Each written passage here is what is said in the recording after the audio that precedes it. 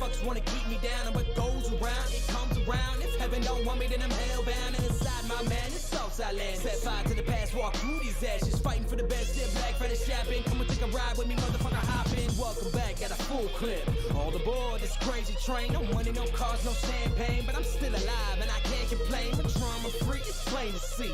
Getting used to these growing pains. Success is certain, back to work, and goddamn, I can feel the change. Inside of the coin, I'm paranoid. On the surface, I play it cool and I'm afraid of heights, but out of spite, you put me up on this pedestal. But I love you, and I can't deny. Drive myself crazy with the reasons why I can't come to terms with the word goodbye. And the reason is there's no reply. Spread some sunlight on my darkest days, darkest days. Show me the beauty when the color fades, color fades. Give me the courage, so I'm not afraid, so I'm not afraid. Spread some sunlight on my darkest days, darkest days. Spread some sunlight on my darkest days, darkest days. Show me the beauty when the color fades, color fades. Give me the courage, so I'm not afraid, so I'm not afraid. Spread some sunlight on my darkest days, darkest days. So I sit back and relax, still asking myself the same questions. Ignore the facts, I can't turn back. God, please answer me. I'm sick of guessing. I claim on the main channel madness. Look out.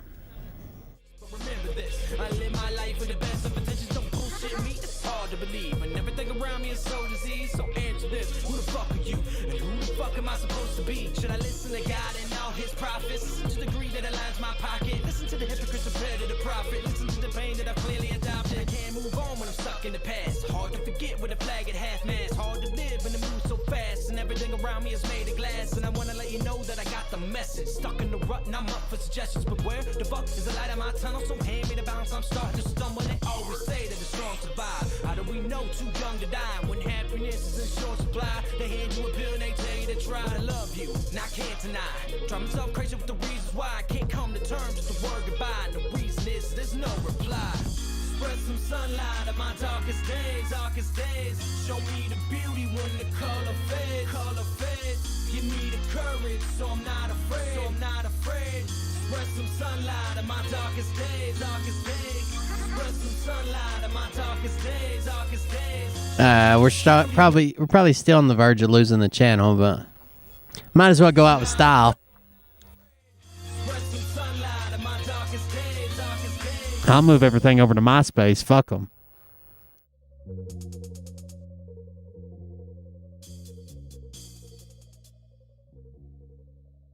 What's up, Mark? Carolyn? Yeah. I want you to listen to me. Now pay attention. Welcome to my sideshow. I'll move it over to my Zanga page where you've got, when you come on there, I got an intro song playing.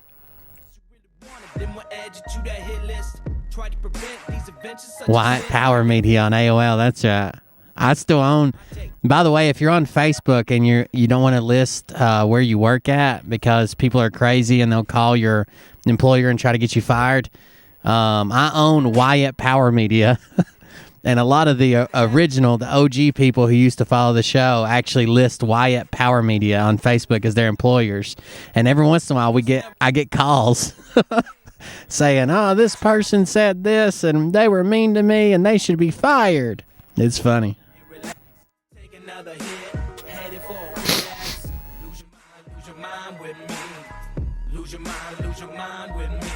Y'all are more than welcome to list it. It's facebook.com/Wyatt, WYATT, Power Media, Wyatt Power Media. And then try to get in trouble on Facebook to where people call your employer, and I answer the phone. Analyze the aftermath. No straight and narrow, always seeking out a shortcut. And in the further back, see me playing catch up in the days of sin wonder. All my days really numbered. Shit, I don't know, but I ain't getting it. We used to troll the hell out of the protest streams, and some of those fucking people would call in and say the awfulest shit. And at first, I would like start agreeing with them, but it turned sideways pretty quick. I've I'd tell them, I'd be like, thank you for sharing that with us. We're gonna make sure they know all about this. I'll update you tomorrow.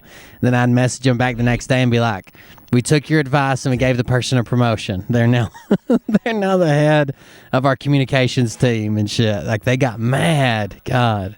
Come on, get relaxed. Take another hit. Headed for a relapse. Lose your mind with me. Lose your mind with me. I am back. I am better than ever. I survived a little storm and kept my own shit together. But aside my desperation, I was seeking desperate measures. There's a change up in the seasons, and I'm just a little weathered. There's a thin line between happiness and misery. Pursue the truth. Life is not a fucking mystery. I'm working on downloading some videos that people made for us. Like BT made us some videos. Q Idiots made some videos. Intel Lady made us some videos. I'm gonna work on pulling all those down, downloading them and keeping them. Like whenever we change segments or something, I can play it like a mini commercial. You know, like a funny video is a mini commercial, and that'll help me when I go back to get the content and chop it up for smaller segments to upload. That'll help me make sure I've got it separated right and can put clips up. Katie's waist high corn dogs. Katie. Jesus, I forget about all the stuff we've done on the internet. No wonder people hate us.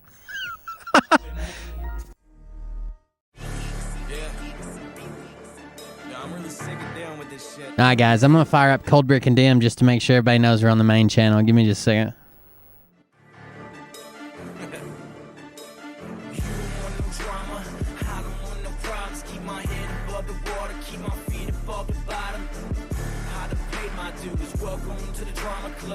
I think next week we're going to try to get Sage on the show, maybe.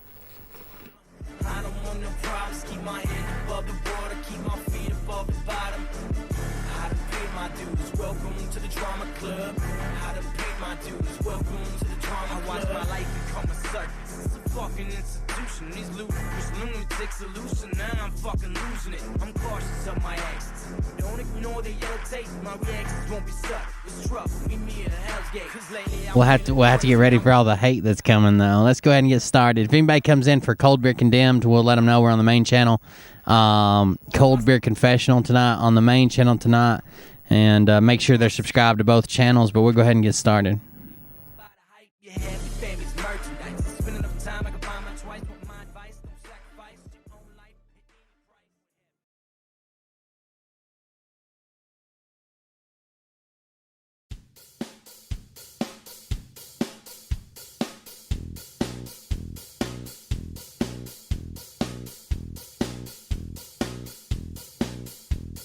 Welcome to Nino Circus.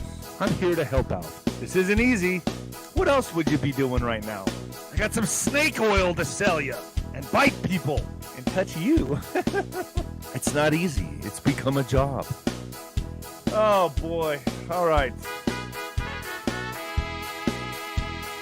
Take it up the ass. I don't mind it. Fuck you in the ass. Boom, boom, boom. Just hammering. We're taking it in the ass. Of course it was against their wishes. Ooh. Coming at you live from the apocalypse, folks. Ooh, yeah.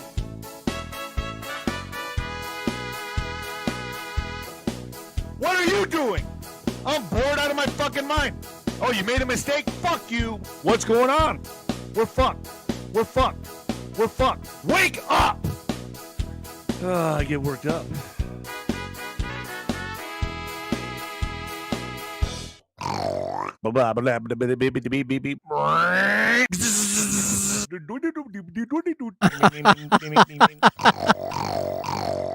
Sir, your master. I'm a little excited. Drooling on myself. That's what makes it so hard. I don't know when it's coming, but I keep coming. So much is coming really soon. Oh, it's coming. It's coming. It's coming.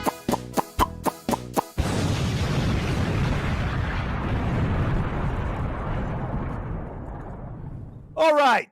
Now I got that out of the way. Now I know why I quit alcohol. Oh, that is a musical masterpiece from one Mr. BT. By the way, our music is supplied by BT and Jay Reese, and our artworks are supplied by Raina and Groiper. Guys, thanks for joining us tonight. I'm Will Bird, and this is the Cold Beer Confessional. We're doing a little bit different show because we're on the main channel. I have two channels, and I know it's kind of confusing because I keep switching back and forth. But the reason I'm doing it is for your benefit. And I want you to be subscribed to both of them.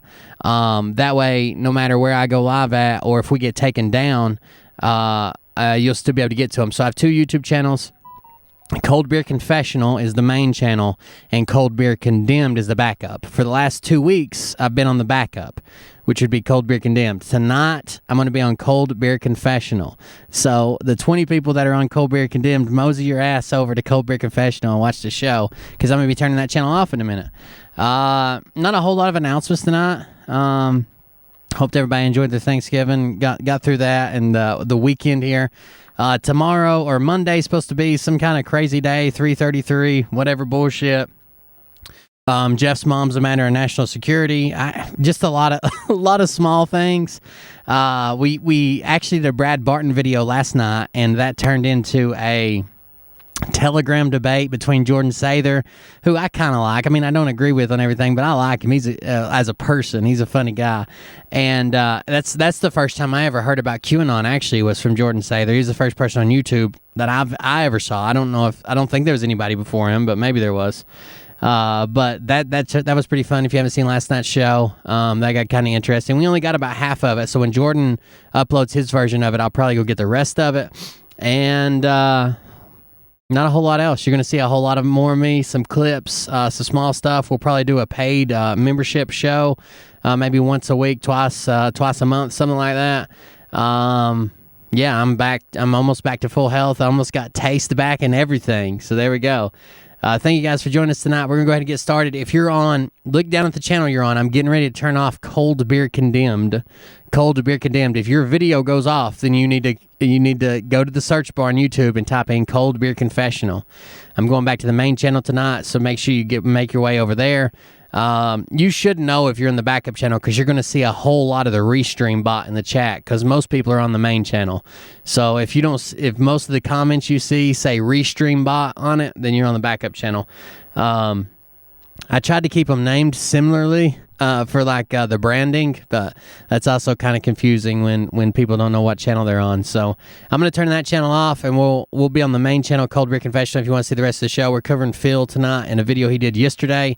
The video he did not was super hating on Jews, so I don't know how much of that I can cover on YouTube, but we're going to do the video from last night first anyways. And we'll get through that. So let me kill the Cold Beer Condemned channel, and make sure you guys get over to the main channel, and we'll see you there. All right, guys, thank you for joining us again. We're live right now. Let me do this actually. Let me check on this channel right quick. Make sure it's working. That way we'll have a copy up over there in case I get taken down. If it'll work. I'm going to see first. So I'm trying to get it. All right, we're live now on Odyssey as well. If you want to watch on Odyssey, you're more than welcome. The chat widget's been messed up over there, so I'll just have to look in on the chat. I won't be able to have it on screen, but we're live on Odyssey, Cold Beer Confessional on YouTube and Facebook, and a copy will go up on Rumble. After the video's over, it automatically updates. So we should be ready to go, guys, unless you guys got anything. Like I said, we're going to start doing a membership show. If you want to be part of that, more than welcome to. If not, you'll get almost the same show for free on YouTube. It'll just be slowly, or it'll have some parts edited out that I think will get me banned. I don't want to lose my channel. And a couple ways to support the stream. That'd be cultclub.com, spell with K's, KULTKLUB.com, cultclub.com, and buymeacoffee.com/coldbeer. The GoFundMe's up, but we really don't, I don't advertise it that much or anything anymore. We're kind of going a separate way, trying to upgrade a camper and stay in it for a year until the housing market around here is fucked. But other than that, guys, if you want to support the show, leave a donation and a message. We'll read it on air, or it'll read it automatically. And that's about it, guys. So let's go ahead and start with Phil. Let me get it pulled up for you, and let me make sure you got audio, and we'll start there. I haven't watched, but I had this playing in the background twice, and both times I got distracted and didn't listen to a whole lot of it. But this video is called The Five from November 24th, from 3 days ago. So let's check it out. God, he's so fucking awkward. 1, 2. Can hear me fine. Good. Welcome to another edition of me. Got a lot of... I read a thing today that describes Phil well, I think. First of all, he runs around saying he's got a Harvard diploma. He doesn't. He took a course or certificate, if he even did it. But what was revealed last night is he took negotiation mastery at Harvard.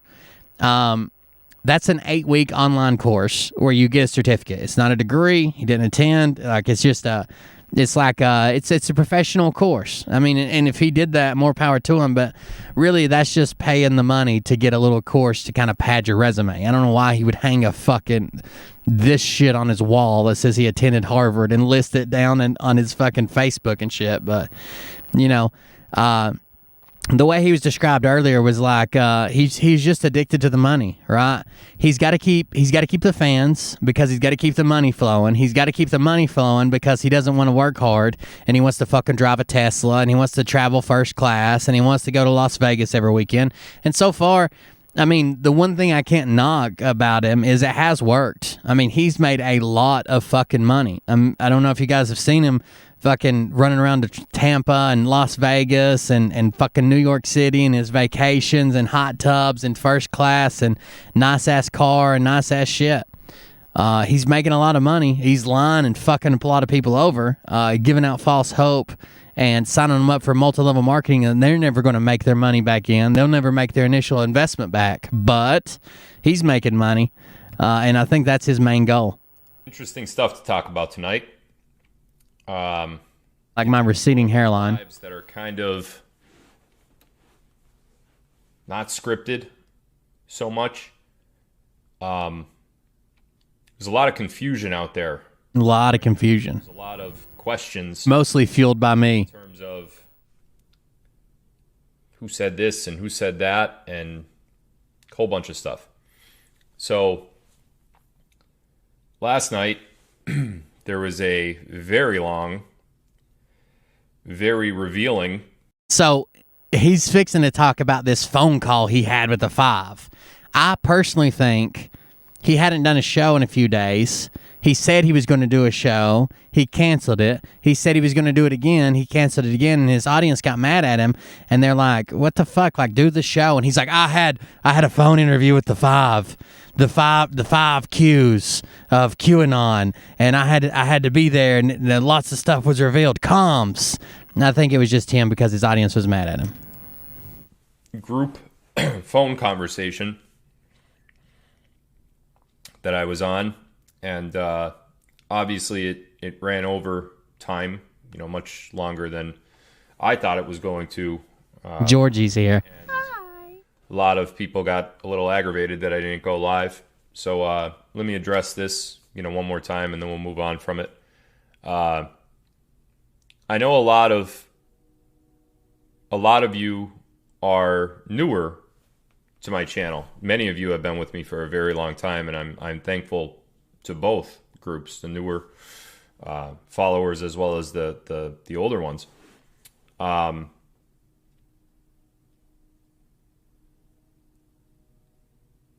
don't go live without quality verified intel. Now, at the beginning of this week, starting Sunday, I had some sort of very severe stomach ailment. It's the best words I could use for what I had. Not sure I ever had anything like that before. It was a very strong, acidic stomach virus, and I don't really know. Yeah, he had a stomach virus, of course. In the days leading up to it, and it felt a lot like food poisoning. I did have food poisoning 2 I times. I think the deep state tried to kill him with a little bit of food poisoning, and he just now figured it out. And it felt a lot like that, but not as severe. But it was Jesus Christ, he has the least interesting life he tries to describe. planned events that I had, the Q&A for my Ninja Jet subs, as well as the PSI training for my Phil Silver Fucking dork. that obviously got pushed, and then I was supposed to go live again last night.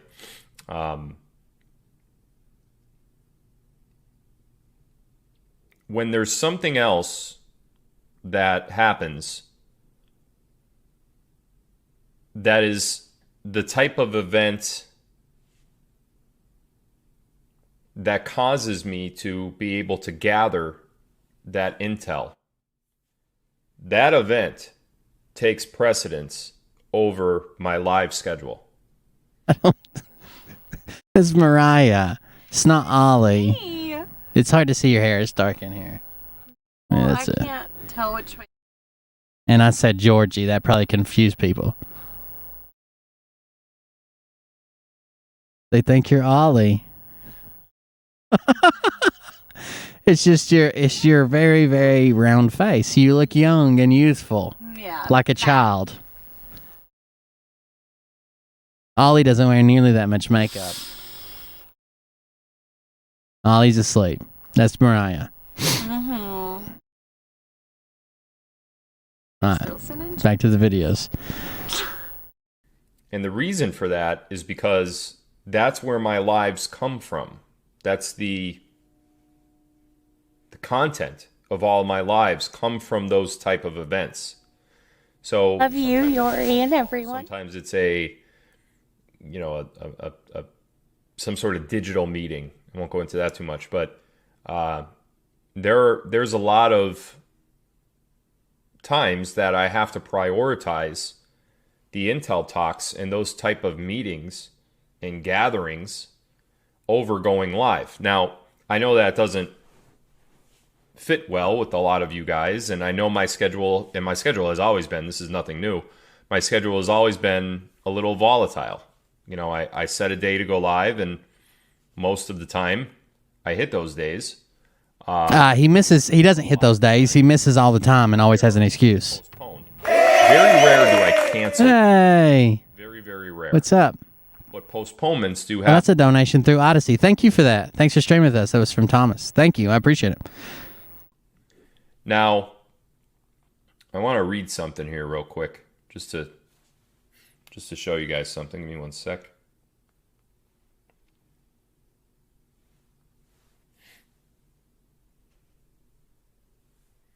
Okay, so Oh shit! I think that's the guy that works at Odyssey. Oh, thank you for that, man. I appreciate it. That's why I said thanks for streaming with us.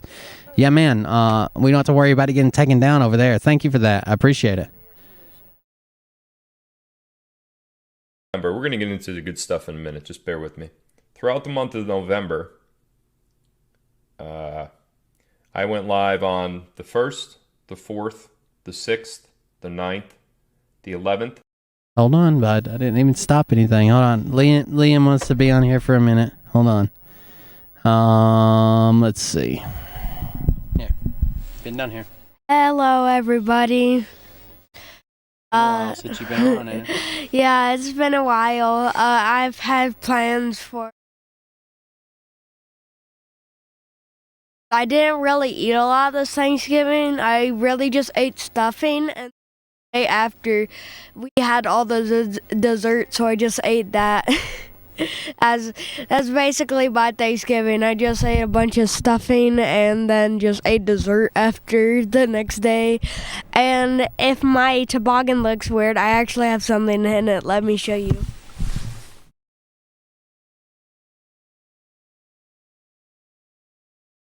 It's a deer named Fudge that we got from like the Dollar Tree. Apparently his birthday is December 13th, it says on the name tag, and his name is Fudge. As I say, I always have something up my hat, but I'll see you guys next time. Bye! We'll get back to where you're going to have a segment again, okay? Everybody said, hey, thanks for joining us. Make sure Mommy helps you out. There's a bunch of wires. Don't trip on them or step on them. Hold on. Let me make sure he gets out. Then we'll start the video back.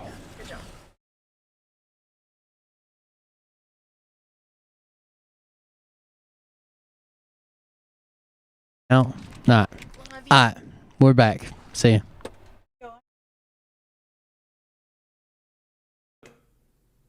The 13th, the 15th, the 17th, the 20th, and now the 24th. So that's 10 times out of 24 days, about every other day. That's a lot. That's a lot of lives. And in addition to those lives, I've also done Q&As, private Q&As, with my subs. All right, finally. I've also done We're trainings. back. So, for you very selfish people, Damn. visited It's not worth it. chat room on Telegram last night and made a big deal out of, the canceled live that I have. Anyways, we're at quick. Let me tell you. The donation was actually from Thomas. I'm pretty sure I've talked to him a couple times when I had issues on Twitter, but he works with or for Odyssey or whatever. I just checked out his profile. His profile is like Tom at Odyssey. So thank you very much for that. We appreciate it. I like how when you go to contact, if any of you guys are thinking about streaming, when you go to contact Odyssey, like on Twitter or something, it's not like contacting YouTube. They actually act like they give a fuck. Like you can get a hold of them, you can speak with them. It's a lot easier. They actually act like they want to help you. Every time I try to contact YouTube because something's fucking wrong, they act like they don't have time for me. So I do appreciate that. If I could get more integrations, I would fucking. The only thing I'm missing from Odyssey is a chat integration, and I've got one, but it messes up a lot of times, and it won't update. Actually, we can see if it's working tonight. But I would like to have chat on the screen, and then that's it. Odyssey's about perfect. If you guys have never used Odyssey, go check it out. No, it's working right now, so I'll leave that up for now. But yeah, it works. Odyssey's actually a really cool website that doesn't fucking shut you down. It won't pull your videos like YouTube will. But I don't approve, nor do I agree, of you going to a public channel to display that frustration. If you're angry or upset or frustrated or anxious or any other... You've got to come lick my boots. You're not allowed to go anywhere. You could always private message me and voice those frustrations. You can't go somewhere else and say, hey, Phil's lying. You got to call me first. If you're a subscriber, to the Ninja Jet package, you could also text message me and voice those frustrations. You guys want to text Phil? Going into a public chat room in today's environment where everybody is a little bit anxious. This is how crazy Phil is about his chat room. He literally goes to other chat rooms that say that he's a fraud or that he's a liar or whatever, and all the members in those chat rooms he preemptively bans from his chat rooms, and he does that on several different ones. He's a little bit extreme about who can talk negatively about him, and he puts his foot in his mouth a few times. There's a post floating around right now where, if you guys remember during the original Q post, I actually followed it at the time. I didn't believe it, but I thought it was interesting. At least during the original Q post, there was ones that said no outside comms. Somebody brought that up in opposition to Phil because he's outside comms. He's on DLive. He isn't on the boards. He isn't on 4chan or 8kun, and he's over here doing outside comms. And they said, it says no outside comms. That means no one outside of this is going to put out any communications. Phil says, I know what it says, and that's not what it means. I should know. I wrote it. So again, he's claiming to literally be Q, as well as the leader of Q, as well as a recipient of information from Q, as well as just a bystander. He's everything. He's it. He's not it. He watches. He doesn't watch. He creates. Sometimes he's part of it. He claims to be everything at once when he gets upset that someone's calling him out. And a little bit nervous and a little bit frustrated and a little bit tired of waiting and all of that stuff. I just don't think that's appropriate. So I would ask that either due to my health, if I'm sick, and I do get sick quite often. I don't know why. I think it's because my kids... He's mad because he said he was going to stream for 3 days and he didn't. Before my kids, I had an immune system like Fort Knox, and ever since they were born, it's just... Carrying his kids for 9 months pulled his immune system down. If I'm unhealthy, or if my voice hurts from going live every other day... What's up, Patriot Mama? Elsie's dad. I'm waiting on an Intel drop, or if I have a very important call to be on in place of my live, then that's what's going to happen. That's just my schedule. If that schedule doesn't fit your approval, there's nothing that says anyone has to stay and watch me. I appreciate all of my followers, but if the way that I speak, the way that I pause after sentences to make sure that my words are coming out correctly, and I make sure that I'm appropriately saying the things that I'm allowed to say, if that bothers you, or any of my aneurysms, bother you. He has 2 kids. He had a wife that he's married to. He casually just talked about cheating on her last night during the stream, but his wife left him after he lost his job and all the shit when the news article came out. Now, I can't say for certain, but it seems like if his wife would have known that he was sexually active, according to police reports, had a sexual relationship with a 14 or 15-year-old, including sexually explicit text messages and visits to empty homes. If his wife would have known that, they would have talked about it and got over it, since they had been married for years and had kids together. It doesn't seem like she would have just left because a newspaper printed it. That doesn't seem. I feel like there was something more. Either she didn't know about that, or she didn't know about something else.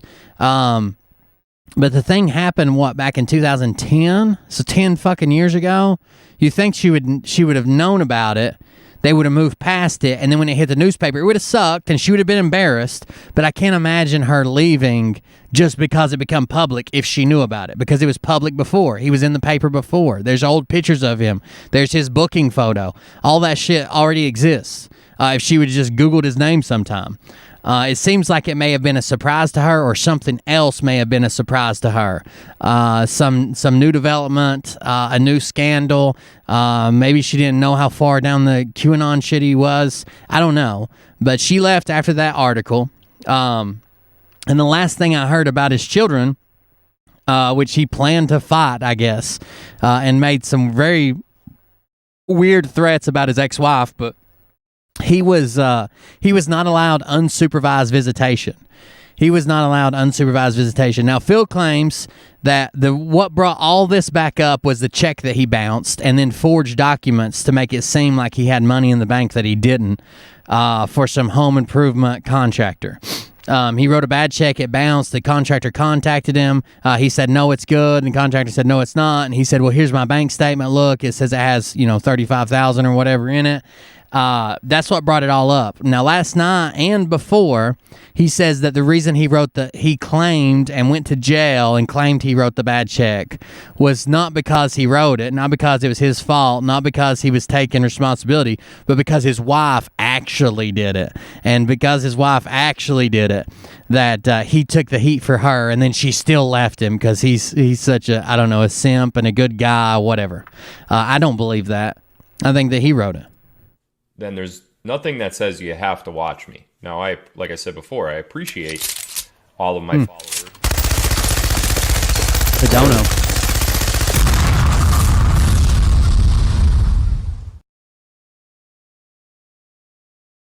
Q. Philly's a little bitch.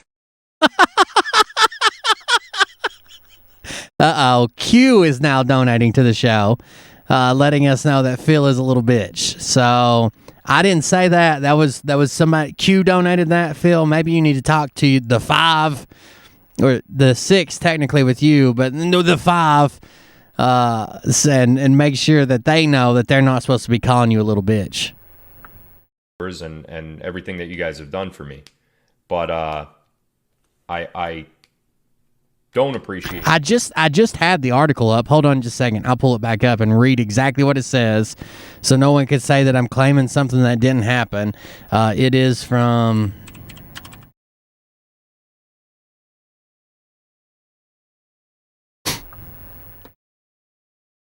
let me read the pertinent part pertinent information anyways. In 2010, Godlewski, this is from a multitude of sources. The one that's currently open is the Daily Beast, but you can find it in the Scranton Times. You can find it in a few different articles and even blogs talking about it. Some of the baseball team he coached, some of their parents and grandparents and guardians talking about it. But it says in 2010, Godlewski was indicted for statutory sexual assault, aggravated indecent assault, and a host of other crimes after allegedly carrying on a sexual relationship with a 15-year-old girl while he was 28 and working as a high school baseball coach.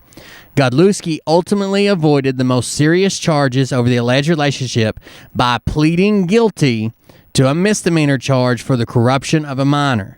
Godlewski's criminal background surfaced when he pleaded guilty last June in an unrelated case over writing a bad check for more than $21,000 in home improvement materials, then falsifying his bank records to cover up the crime. The Scranton Times-Tribune first reported on Godlewski's charges and earlier conviction. So they reported on it before and then brought it back up. Godlewski's statutory assault case dates back to 2010 when he was working as a high school baseball coach.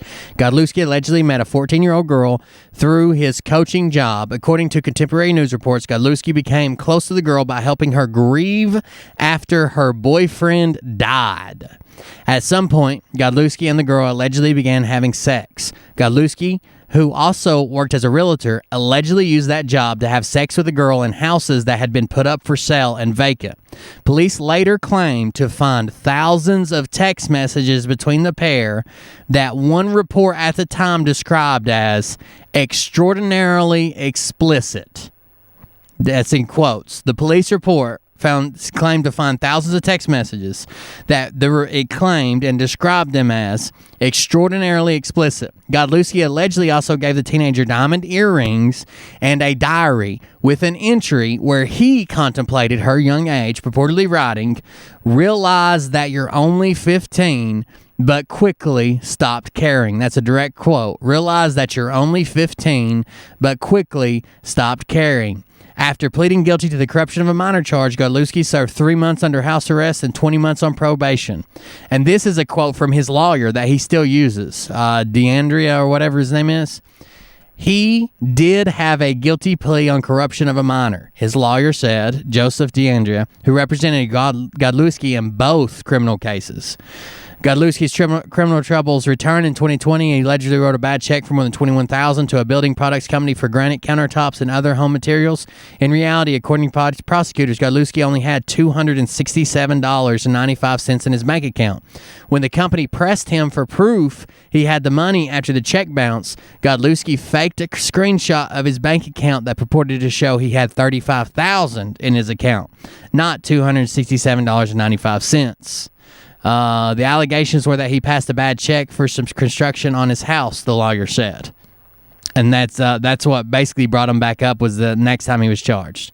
So that's the official shit he was charged with. There's a laundry list of stuff he was charged with. But he took a plea deal.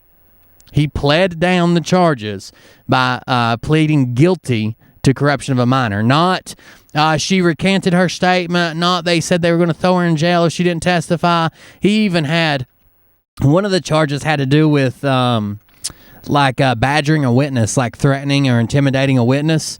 That was one of the charges he had. And when he goes and tells it, he's like, "Oh, she changed her story on the stand and I was proven innocent." No, you weren't. You fucking took a plea deal. You pled. The criticism, because first of all, you guys really have no idea how deep. He's gotten several PPP loans. That's true. He got both rounds of PPP funding, it looks like. You only know about 50% of my background. Uh-oh. Secret agent man time. And I'll just leave it at that. If you did know, though, however, You only know about 50% of my background. Motherfucker, I guarantee you I've been in more secret, top secret fucking meetings than you have. Guaranteed. other 50%, you would You just like to play pretend. understand that when I have to get on a call, I have to get on that call. He has to.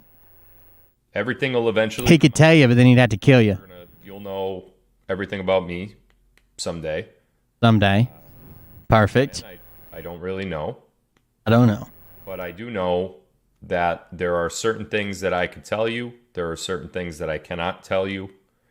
And I do my best to walk that line. I've told you guys a million times. Think of everyone you know in your life. Every person that you know in your life, personal enough to know what their backstory is, what their, their history is. How many of them are secret agents that go out on missions every other day, running around secret intel, fucking private jets, whisked away, meeting with presidents of foreign and countries and the United States? Bullshit. That's all bullshit. They can't all be super secret agents. They can't all be part of this. They can't all be doing that. But somehow they all make it to Telegram, and suddenly they're all secret agents. Bullshit. There's not that many in the world, and those that are don't talk about it. Some of the things that I can't tell you, I hint around at. I drop hints and clues and codes and stuff like that, because those things that I'm trying to tell you, I'm not actually telling you. I'm just coding a message, and I'm hoping that somebody picks up on it. I can't really confirm if any of that intel is, or any of those, your assumptions are accurate. But what I could do is lead you down a path without confirming or denying too much. And I understand that might bother some people. Enough of the games, enough of the codes, enough of the the puzzles, but I cannot say certain things in a certain way, as much as I would want to. He's got to keep it secret. I just can't do it. So that's me. Chances, honestly, listen, I know some guys that are still that still work for three-letter agencies. I can't tell you what they do, can't tell you who they are. One of the guys I spent most of my military career with got picked up for selection, went through selection, made special forces, was on a team for a few years, stayed in contact with him. Suddenly, next time I see him, he's in an all-black SUV. He's running under a different name on social media, a fake account and a fake name. His family's all got new names and shit. His kids got a new name. Those are the people. You know what he doesn't do? He doesn't say, hey, man, I remember you from 10 years ago, so let me tell you what all we did this week. Well, first of all, I got a phone call, and it said that Trump's secretly in charge and that the secret code that you need to be looking for to know when the 10 days of darkness is going to happen is he's going to blow up a red balloon, then deflate it on national TV. That doesn't happen. I mean, obviously, I know what he does and stuff, and I still talk to him, and I have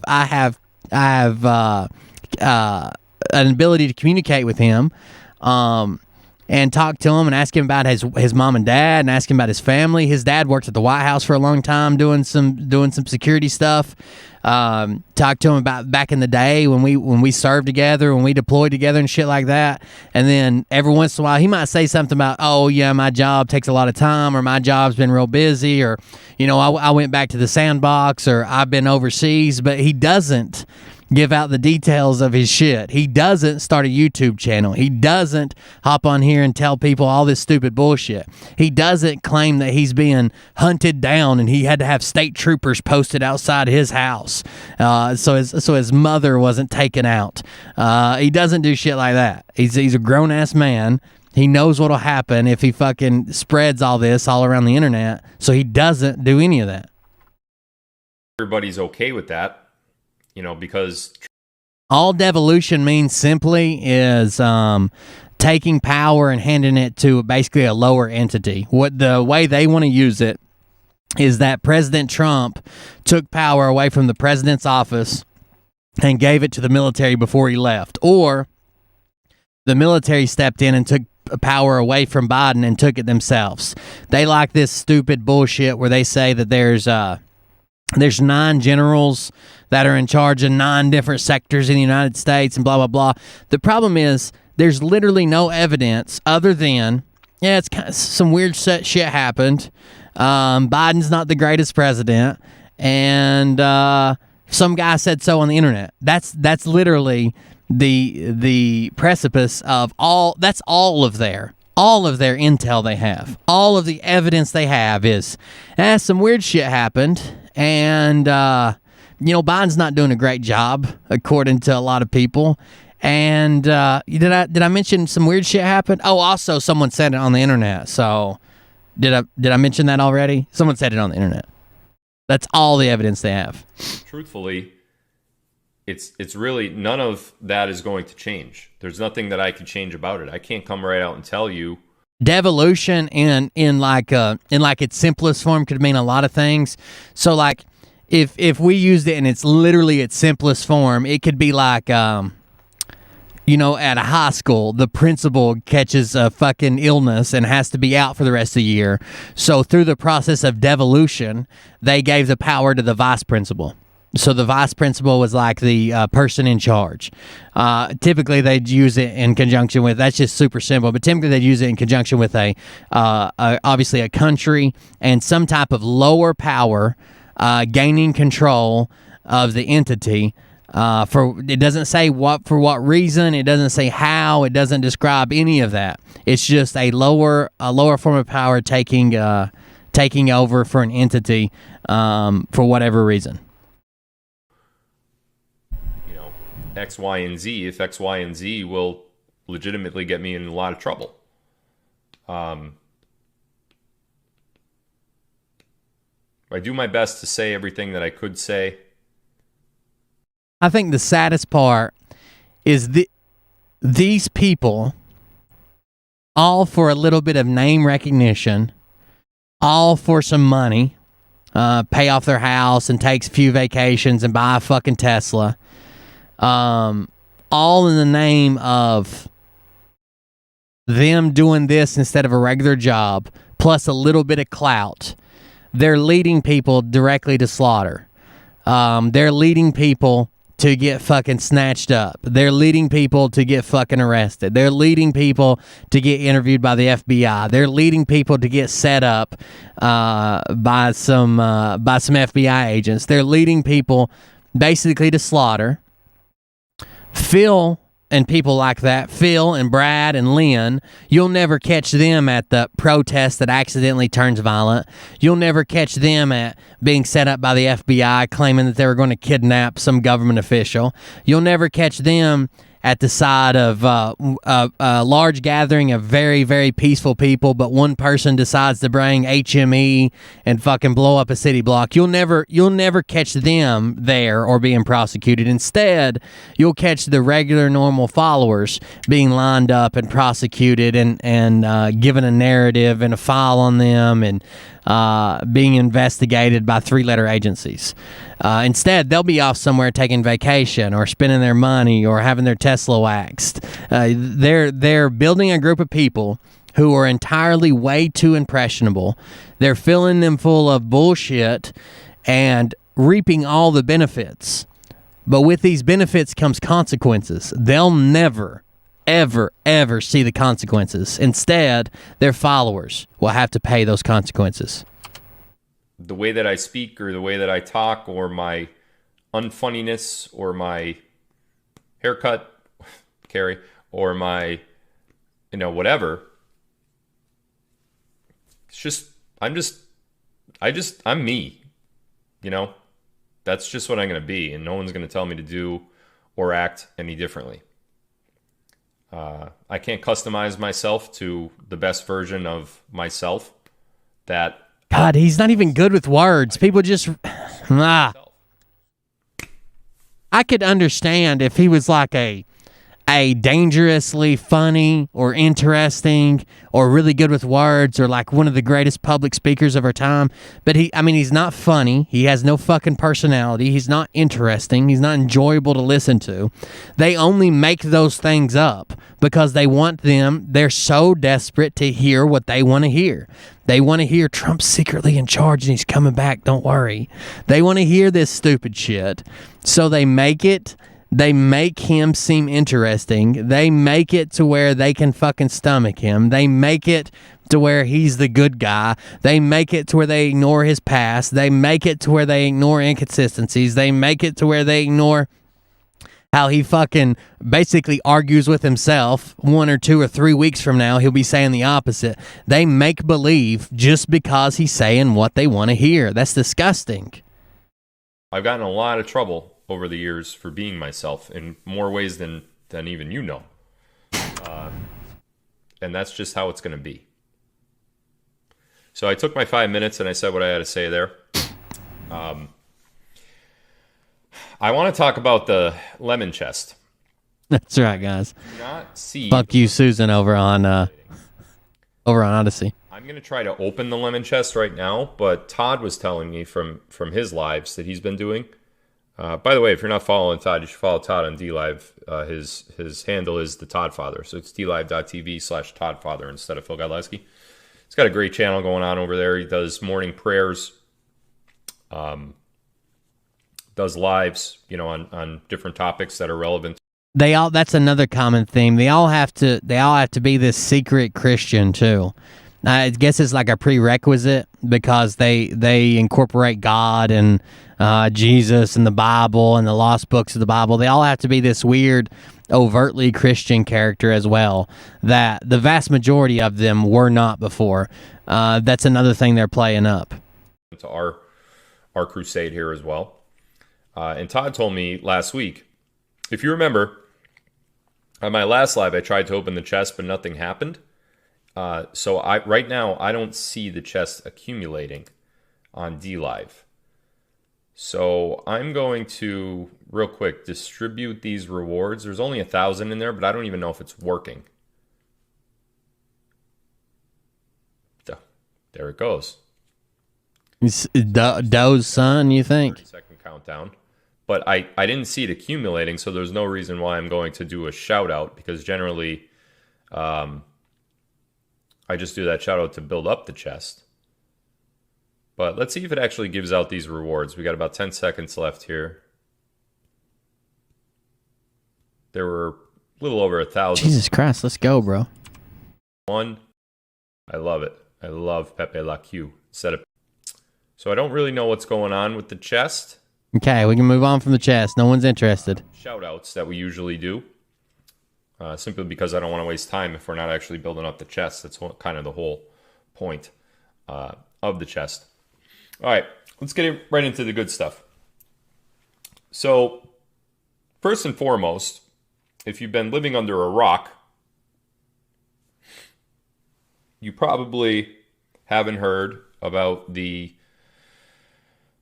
turmoil that has happened and the fallout that has happened ever since the Rittenhouse Tucker Carlson interview. Oh God. Just to go back and rehash it a little bit. Rittenhouse basically went on Fox News with Tucker and called out Lynn Wood and John Pierce, both of his initial attorneys right after his arrest. I can't stand Lynn Wood. John Pierce, I think what he did was downright disgusting to Kyle Rittenhouse. I don't know if you guys saw what he charged to represent Kyle Rittenhouse, but it's a fucking astronomical amount just because he knew he had money. Both John Pierce and Lynn Wood were responsible for fucking hosed him. At least one fundraiser that was designed to not only raise legal defense dollars, but also bail money. And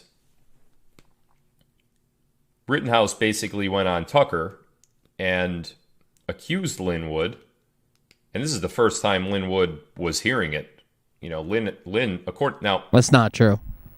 Let me give you a little background on Lynn. These accusations about Linwood have been bouncing around for a fucking year.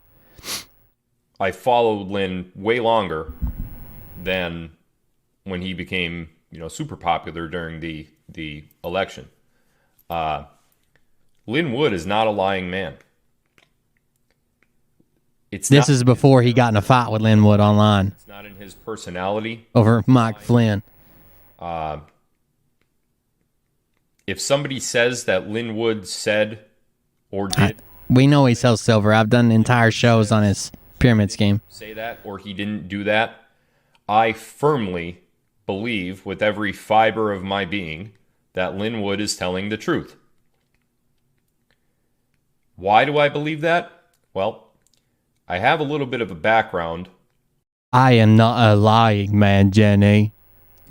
In being able to tell if somebody is telling the truth. Oh, now he's a lie detector too. That you have to take into consideration when you assess someone who you think may be lying to you. What experience do you have in being a human lie detector? Are you shitting me? So, right off the bat, my spidey senses, so to speak, tell me that when I see or hear Lynn Wood saying something, and I have to see him, obviously I can't tell through text, but when I see or hear him saying something to defend himself from an Just check your email. I literally already responded to it hours ago. accusation that is untruthful in his eyes, I see truth and I hear truth. Oh, there's a donation.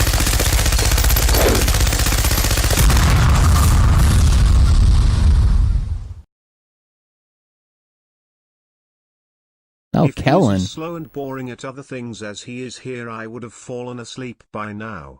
Unsatisfied. He's not, I'm telling you, he is not an interesting person. I just don't understand. What's up, E4? I don't understand what people find in him. Why they think he's interesting at all. It's just, it's not interesting. Truth. On top of that, Lynn Wood is a very religious man. Probably the most religious man, or one of the most religious men that you could ever meet. Lynn Wood, in regards to his religion, is somebody that I highly look up to for his beliefs. When it comes to Jesus Christ and God and everything he believes in. I wish I had known about Lynn Wood at a much younger. It goes Jesus, then Lynn Wood, then Kennedy. Better person for it. Nonetheless, I firmly believe that Lynn Wood is a patriot.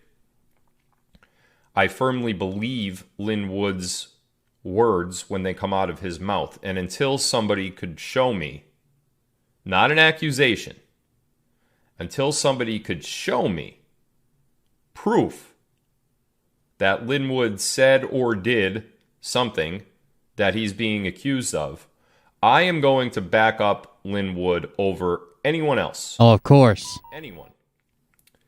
I'm also going to question those that do accuse Lynn Wood of any sort of nefarious... Jeez, Johnny, stop typing in Telegram while I'm live. Jesus Christ. actions. My spidey senses then start turning to the person that's throwing the accusation instead of the person that's being accused. Now, let me tell you something about America and the United States. We live in a society that, and it's a shame that this happens, but it's the truth. We live in a society that immediately looks at the accused as the guilty party. I don't like that. I do not like that whatsoever. Obviously, I'm sure you don't. The problem is, see, I've never been walking down the street just minding my own business and slipped and fell inside a 15-year-old when I was almost 30. So I'm sure you don't like that. But some of us would like to stick with the what the court says. And if you take a plea deal, we would like to assume that you pled because you were fucking trying to lessen the charges that you were going to catch. I've had experience with this. in being the accused, and everybody immediately looking at you like you are guilty before you even had your say, before you even were able to say anything. And Linwood, I think Linwood has mental health issues.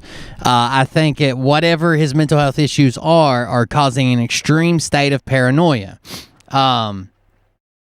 where he lashes out. He thinks that the man thought that Elon Musk and his children had band together as part of a CIA operation to have him committed for mental health.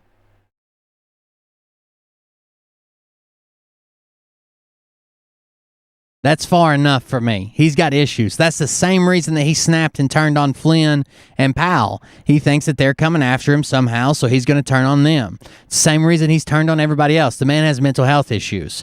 So he's easily suckered into this stupid shit, this QAnon shit. He's gone full bore on it, and now he's gotten to the point where someone didn't talk to him quick enough, or didn't defend him good enough, or didn't say the things that he wanted him to say. So here we are. Here we are. He's accusing new people.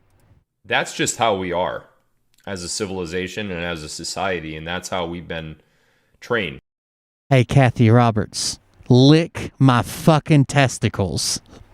I'm a grown-ass man and serve my country so I can say whatever the fuck I want. I paid for it. I played for the rotten blood, motherfucker. Tell me, he's not cursing like you. And it's disgusting, and it pisses me off. In regards to Lynn, he is now being accused of several things. And it started with Marjorie Taylor Greene. It was... That's another person he lashed out at. Marjorie Taylor Greene commented about the Kyle Rittenhouse stuff and how she had heard the story and it sounded horrible. And, of course, he lashed out at her. And he doesn't... Even when he was talking about Marjorie Taylor Greene, he said, I used to like her, but maybe somebody got to her. Maybe it was this David Hancock. Maybe it was the CIA. He literally thinks the CIA's fucking after him. If he thinks the CIA infiltrated his children, either he has to have a mental health problem or he has the worst possible relationship with his children. I don't think the CIA, I don't think there's ever a chance the CIA's turning my kids on me. I don't think they're turning my wife on me. I don't think they're turning my parents on me. I think they'd all tell them to kick fucking rocks because I know these people and I talk to these people. Why would you think that your kids teamed up with Elon Musk and the CIA to have you committed? Come on. Exponentially inflated when Rittenhouse went on Tucker. And the initial...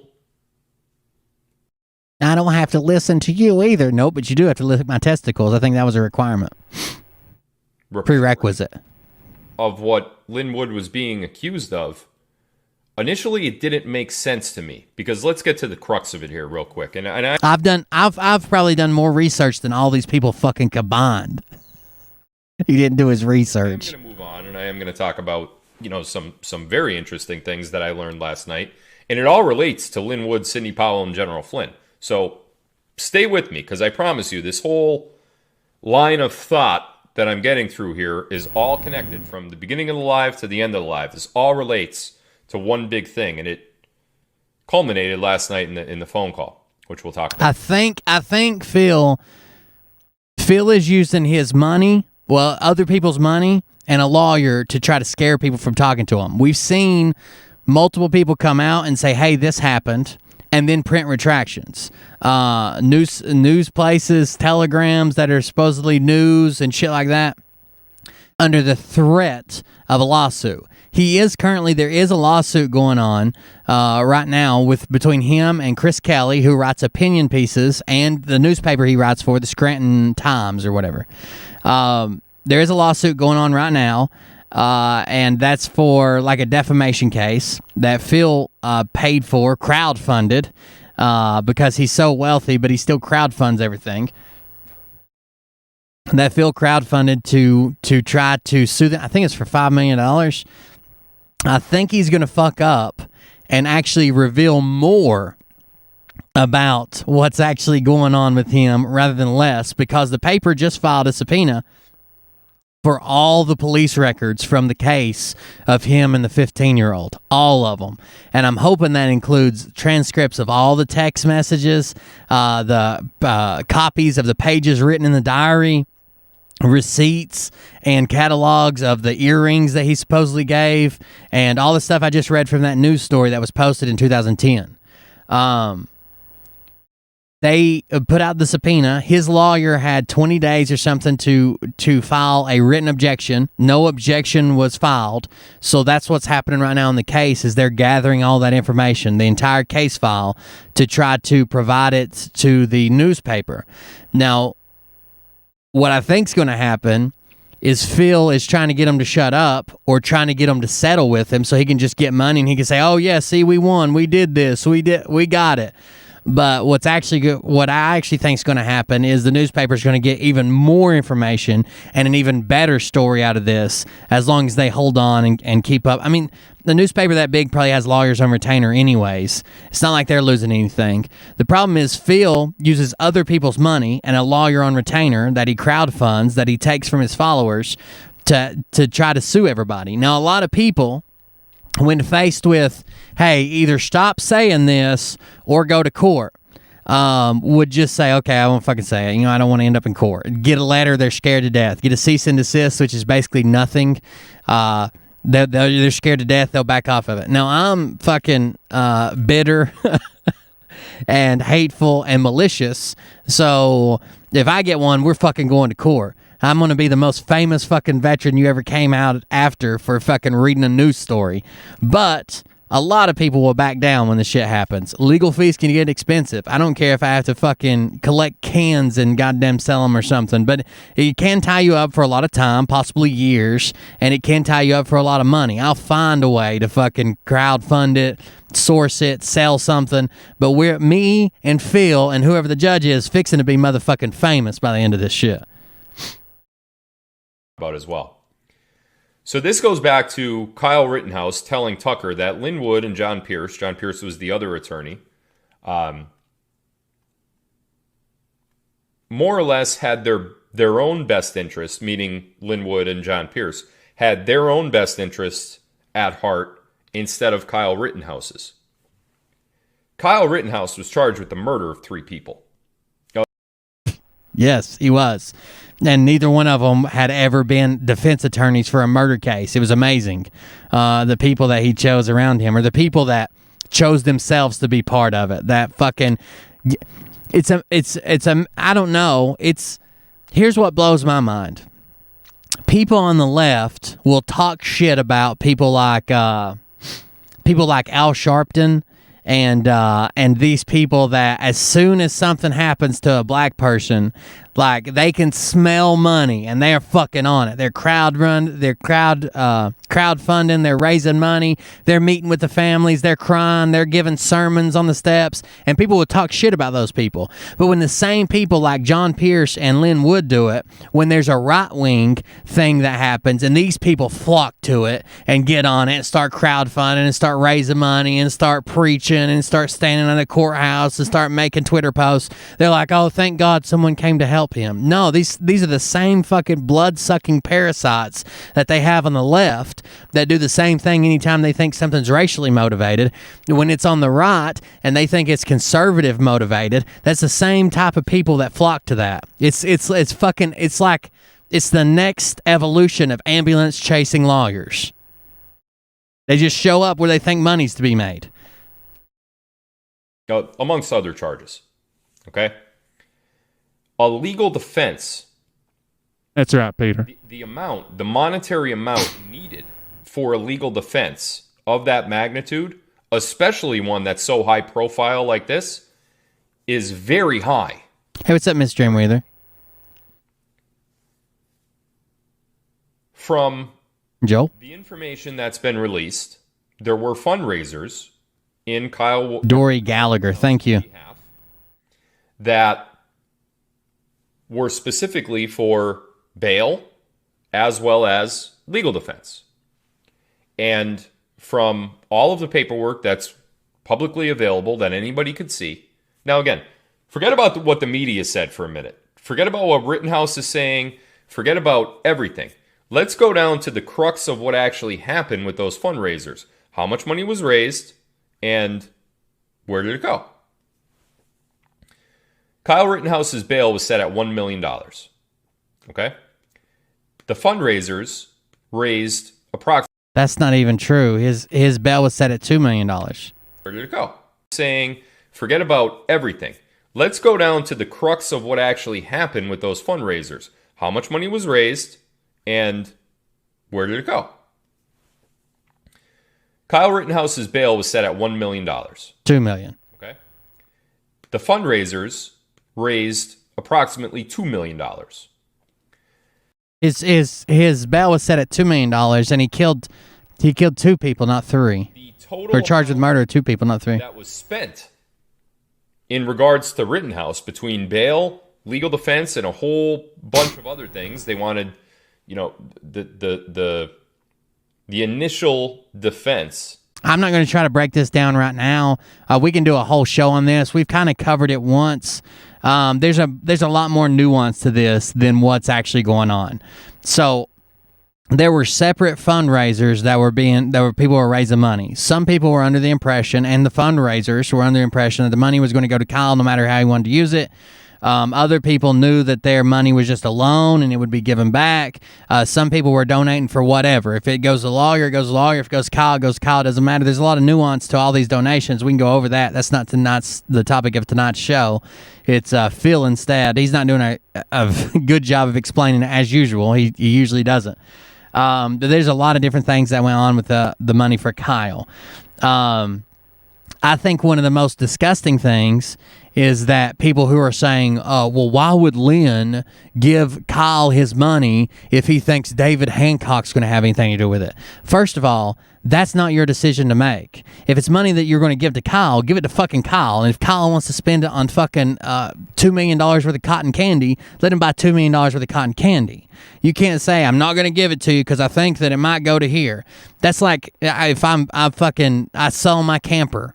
And someone's like, okay, I'm going to give you what you're asking for, the $8,000.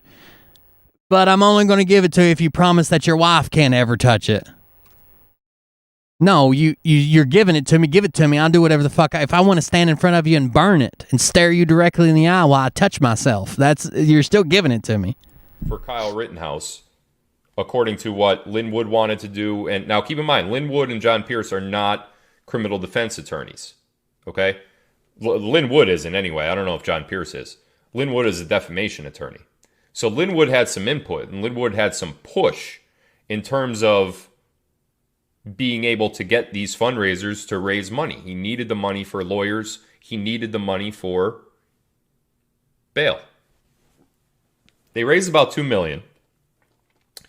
After they had the first $1 million, Kyle Rittenhouse wanted to get out of jail. Now, this is what Kyle's saying. He wanted to get out of jail. Pierce and Lynn Wood had a completely different idea here. They said, you know what? Actually, I know this sucks, but I'm paraphrasing, you're better off in jail because you're safer in there because people might want to kill you right now. Oh, God. They think you killed 3 people. So that's the stupidest thing I've ever heard. If you're looking for dangerous motherfuckers that'll kill somebody, you're probably going to find them in jail. Like, why the fuck would you think that he would... That's first of all, it's not for you to decide. Second of all, he would be safer at home. You can bring him home. You can hire security. I could understand if they said, hey, you don't want to be out at no bars. You don't want to be out walking around alone. You don't want to be out late at night. You don't want to be out doing this. You don't want to be out doing that. Sure. But to say that he's safer in jail is just not true. It's not. So we think you're safer in there, and we don't want to risk you going out on the street and something even worse happening. That's number one. Number two, you need money for lawyers. So we don't think we should spend the first $1 million on bail. Because if we do, and we get you out 30 days early or 50 days early or whatever it may be, if we get you out, we might not have enough to actually get you proper defense that you're going to need to get off of life in prison. I don't know about you, But I completely agree with that. I know he's 17, 18 years old. I get that. I know he's afraid in prison. I get that. But that doesn't mean that the circumstances change just because he's afraid in prison and he's young and the circumstances are what they are. You know, he is in prison. He's accused of killing 3 people in cold blood. He wants to get out. I get that. I've been there. But there's a better path legally. And some of that money, in fact, if you look it up, was actually used for media coverage. Get the story out there about what this whole written Sure it was. about. They thought that pumping up the media coverage on this was actually going to help. They had several videos made and a whole bunch of stuff. They did have a video made. So Rittenhouse gets on top. That is and true. Says, oh, they didn't even get me out of jail. They wanted me to sit there and rot in jail. That is completely taken out of context. So when Rittenhouse, and this is his first interview, when Rittenhouse starts to throw his, somebody like Lynn Wood under the bus, that got me a thinking. Uh-oh. Got him a thinking.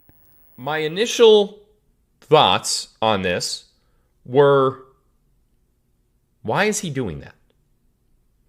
Is someone in his ear? He's a young kid. I remember when I was 17. Of course it is. You don't know what you don't know back then, right? You're in the process of learning how to act professionally or in an adult manner or whatever. Think back to when you were 17 or 18. If I knew the things I know now when I was that young, and I'm sure everybody could say that. So I thought that maybe he has somebody in his ear, somebody from the other side, deep state in his ear, saying, "Oh, they're better, they're better, they're better." It's better. And I couldn't quite put my finger on it. What was going on here? He has the longest way to describe the stupidest shit. Is Rittenhouse... This could all be... Linwood helped raise money. You guys know the story about Linwood helping raise money for Kyle. Kyle has since come out and said that Linwood was not acting in his best interest with John Pierce, and he's not happy about it, so he said something negatively. And I couldn't figure out why he said that, but what I thought was maybe, he's being coached. But instead, we're 45 minutes into a goddamn video, and we're barely to the he's being coached. Is he the guy from Sandy Hook, the kid from Sandy Hook? They were actually fighting extradition. He was going to be extradited back, and then the bail had already been set there. But they were fighting extradition. 2 different stories came out from people who worked with Lynn Wood. One was that Lynn Wood thought the Armageddon was coming and thought that Kyle would be safe in jail. And the other one was he thought that Armageddon was coming, Trump would be reinstated as president, and Trump was going to secretly pardon Kyle of his crime. So he needed to stay in jail. Either way, Kyle didn't need to stay in jail. I don't believe that. Yeah, boy, they do look similar, but that's for another life. I think they wanted him in jail because that earns them more money. Sidney Powell, General Flynn. They can make more money while he was sitting. Now let's rewind the clock. Let's go back to this time last year, the end of November 2020, shortly after the election. Lynn Wood, Sidney Powell, Mike Lindell, General Flynn, Mark Meadows, Rudy Giuliani, and several others were constantly meeting with each other at the White House and other locations to figure out what to do about the fraud that just took place. That's right, Ira Davies. Off with Jenna Ellis, and they go on their little tour, and they go in front of all the state legislatures, and they convince Pennsylvania and Arizona, and they go to Georgia, and they do all this thing, and they tell everybody what happened, and they're showing all this stuff, and whatever. That's Rudy and Jenna are doing that. Mike Lindell has a different role. He's getting with the cyber ninjas. He's talking to them, and several things. Sidney Powell and Lynn Wood, Kraken Wood as they became known. Kraken because Sidney Powell is known as the Kraken, and Lynn Wood obviously Wood, Kraken Wood. There you go. Bang. They have this little legal, I don't want to say love affair because that makes it seem like they were, together. That's I mean, the boy had just had a life-altering event. I have PTSD, and I feel like watching Kyle. That Kyle's probably pretty wrecked mentally for a big portion of his life. Watching him testify, and the way he interacted while he was testifying, just his mannerisms. He's probably fucked for the rest of his life. He didn't know how bad the implications were, I'm sure. He was startled. He was upset. He was angry. He was scared. He didn't know what was going on. He's fucking in jail, and they left him in there for 87 days. I guarantee you all he wanted was out. It was probably like torture sitting in there. not what I mean, but their legal expertise collides and makes this mega tsunami of legality. And they are in President Trump's direct ear. Now, Lynn Wood was never President Trump's attorney, so to speak, but that doesn't make him not an attorney. He's still an attorney. He still has legal expertise. He's been practicing law since 1977. Sidney Powell, same thing. Sidney Powell is recently coming off a case of getting General Flynn off of treason charges from the setup that they tried to do against him. So Sidney Powell and General Flynn are obviously, for good reason, very close. General Flynn and Donald Trump, obviously, for good reason. If you remember, Obama said, if there's two people you need to worry about, this is when Trump was coming into office. After he won in 2016, he meets with Obama, and Obama says to him the famous words, there's two people that you need to watch out for. Kim Jong-un, because he has nukes, and he's going to nuke us. That was a lie. And General Michael Flynn. Out of all the people in the world, Obama tells Trump to watch out for Flynn. You know what Trump does?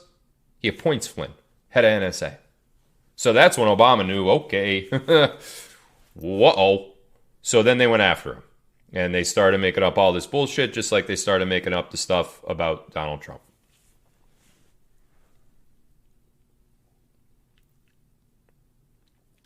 Trump and Flynn are extraordinarily close. Very good friends. And they are connected at the hip when it comes to everything that's going on right now. So I do personally believe that Flynn's first run-in with the FBI, he was railroaded. I think that it was basically entrapment when he met with the FBI, and they were looking for a reason and trying to entrap him. I'm glad that all got thrown out, or was going to get thrown out, and then ended up with a pardon. That was all bullshit the way they did him. Since then, Flynn down this QAnon road, I've lost all love for him. I do think the FBI fucked him originally. But since then, I've lost love for Mr. Flynn, for sure. Sidney Powell and Flynn are also very close, for good reason. She represented him throughout his entire legal battle. Lynn Wood has always been a prominent Trump supporter, outspoken in regards to the Q movement, especially when it comes to the torturing and trafficking of children. You want to get Lynn Wood fired up? Mention the child sex trafficking that's occurring throughout the world. Wait till you see his personality change immediately. Oh, God. There is nothing more despicable than those that torture, rape, and kill children. It's the most Except it doesn't happen nowhere near the way you guys say it does, or the amount. And of course that's horrible. Of course. No one's for that. I've never seen anybody running around for that. That wasn't just fucking trolling or being an idiot. The problem is, you accuse everybody of it. Lynn himself has publicly accused his neighbor of having children under his house in a secret torture chamber. And he knew it beyond a shadow of a doubt. When asked, Lynn, why don't you report this to the police? He said, the world wasn't ready for this to come out yet. So either you don't care about those fucking kids or you made it up, is what you're telling us. One of the two. Fully agree with it, and I'm sure you do too. This is a man that would, and I'm talking about Lynn Wood now, that would do anything. He would go bankrupt. He would spend time in jail. He would... I'm not saying that. Look, I've looked at a bunch of legal opinions over whether if it went to court, Kyle would actually get the money. He might actually not. It was set up in a weird way. It was set up in a very shitty way. So the court might actually rule in favor of Lynn Wood. But the only right and respectable and honorable thing to do is any money that wasn't a loan to be paid back to people that gave it is the money should go to Kyle. The money was raised for Kyle. A lot of people donated thinking, oh, well, Kyle will use this for his lawyer or his bail or whatever, and the leftover, they'll pay their bills or they'll buy groceries, they'll buy blah, blah, blah. They didn't think, oh, we'll loan this money so it can be used to bail out Kyle, and the rest of it would just go to Lynn Wood and he can do whatever he wants to with it. But the way that it was set up through Fight Back and Lynn being the only one who gets to decide what's done with the money, he might actually lose if it goes to court. I'm not sure. Legal opinions are going both ways. There's a bunch of people arguing it. But the only decent, respectable, honorable thing to do is give him that money. A lot of people donated thinking they were giving it directly to Kyle. They don't understand the nuances of who's in charge of it and what this fund's for and where it goes and who's the fucking person in charge of the fund and who decides, who signs off on it, what the board thinks. Can it go into this political campaign? Can it go to this super PAC? They don't think about that. They think they're giving money to Kyle the same as if they saw him on the street and said, here's $20 to help with your issues you got going on. But if it goes to court, it goes to court, and I guess we'll see from there. It's hard to tell because I don't know if you guys know this, but all court is referencing cases that always happened in the past. The reason when you go to school to be a lawyer and when you get a law degree, the reason you have to do so many like case references and case studies and past cases and know this case and know that case and what was the outcome and what did it signify, all court is it's very rare to have a completely brand new case with no case that ties into anything else. So typically they'll look back on former rulings. It happened like this before, so now we know that this is what happened. Someone said this is supposed to happen in 1952, so if it comes back up, this happens. It's all on precedent and interpretation of the law. So a lot of lawyers are saying, based on precedent and based on the interpretation of current laws, that Lynn would actually technically be entitled to keep the money. But it's not an honorable thing to do. That's not the right thing to do. He's being a piece of shit by doing it. Submit his law degree. Give away his law license, not degree, but his practice. He would give that all away if it meant the child sex trafficking was stopped. Donald Trump put so many policies into place to stop not only human trafficking, but child sex trafficking. He brought down rings of child sex traffickers, and that is one of the main reasons why Lynn Wood and Donald Trump are so close. He didn't bring down these sex trafficking ring. Come on. Lynn Wood. Where? Donald Trump. Prosecutions were down under Trump, lower than the past 3 presidents. For prosecution of sex trafficking crimes. Somebody getting mouthy over there on Facebook, Mark? Sidney Powell and General Michael Flynn. All very close. Now, you could add in Lindell and Rudy and a couple other people, but let's leave them at the side because... I don't know if you guys have noticed this, but the more money Phil makes, the more he upgrades his clothing and his shoes and his car and his background. You can tell where every fucking dime he's getting is going. This man is making money hand over fist between the silver bullshit and Phil is on a minor and all his shit he's got going on. He's making money hand over fist. I'm telling you, that's one thing you can't knock him on. You can say he lied to do it. You can say he did it shitty tattoos. That's another thing. You can say that, he shouldn't be out here traveling. You can say that he complained about never being able to see his sons, but instead took his new girlfriend on Father's Day weekend to Florida for a vacation. You can say a lot of shitty things about him and his background. But one thing you can't say is he isn't out here making fucking money. He's making a shit ton of money, living like he's a fucking VIP. Because that's not what tonight's all about. So yesterday, I became very concerned. Yeah, Melaleuca is the pyramid scheme they're all fucking with. with what I saw. Nino, all of them. That's the one that we've been covering. Melaleuca or whatever it is. Fake news. There's a picture floating around somewhere. I lost it, and I'm looking for it again. If you happen to see it, it is Linwood with Vandersloot, who is the owner of Melaleuca, and he's got a golf polo on. He might even be playing golf, and he's got a polo on that says Melaleuca on it, on the polo. And Vandersloot's in the picture, too. News media, and I was literally floored.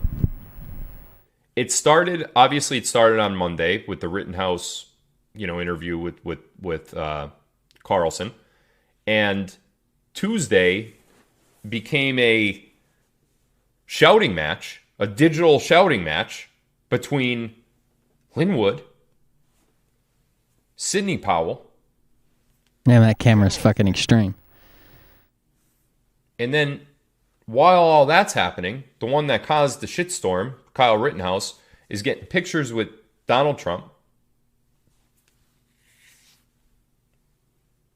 Truthfully, I had no idea what was happening. But now I do. Uh-oh. You're about to as well. The reason why I started this by saying Linwood was, or I'm sorry, not Linwood. Kyle Rittenhouse was invited and did stop at Mar-a-Lago to meet with Trump. Trump was an advocate while he was in. Look, whether you believe Kyle Rittenhouse or not, he was found innocent by a jury of his peers on all accounts and charges. The president of the United States should not be calling him a white supremacist. He shot 3 fucking white people, so he's been found innocent. Shit's over with now. He's been found innocent. how close those 4 are: Trump, Flynn, Powell, and Wood, is because I want you to... I think so, Mr. Bulldog. Weak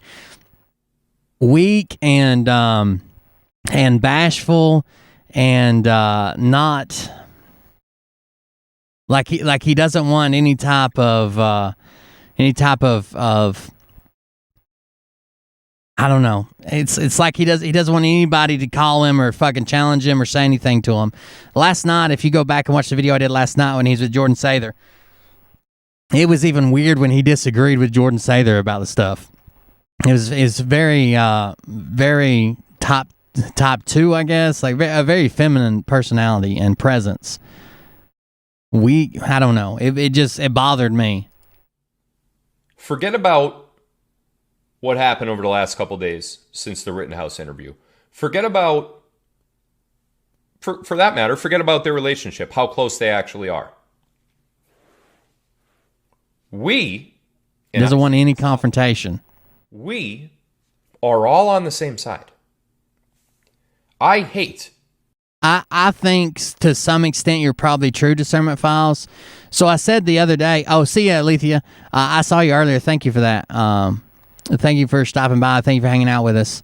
The Alethea Project. Make sure you check him out on YouTube, guys. He's got a bunch of good videos. Thanks for stopping by, man. I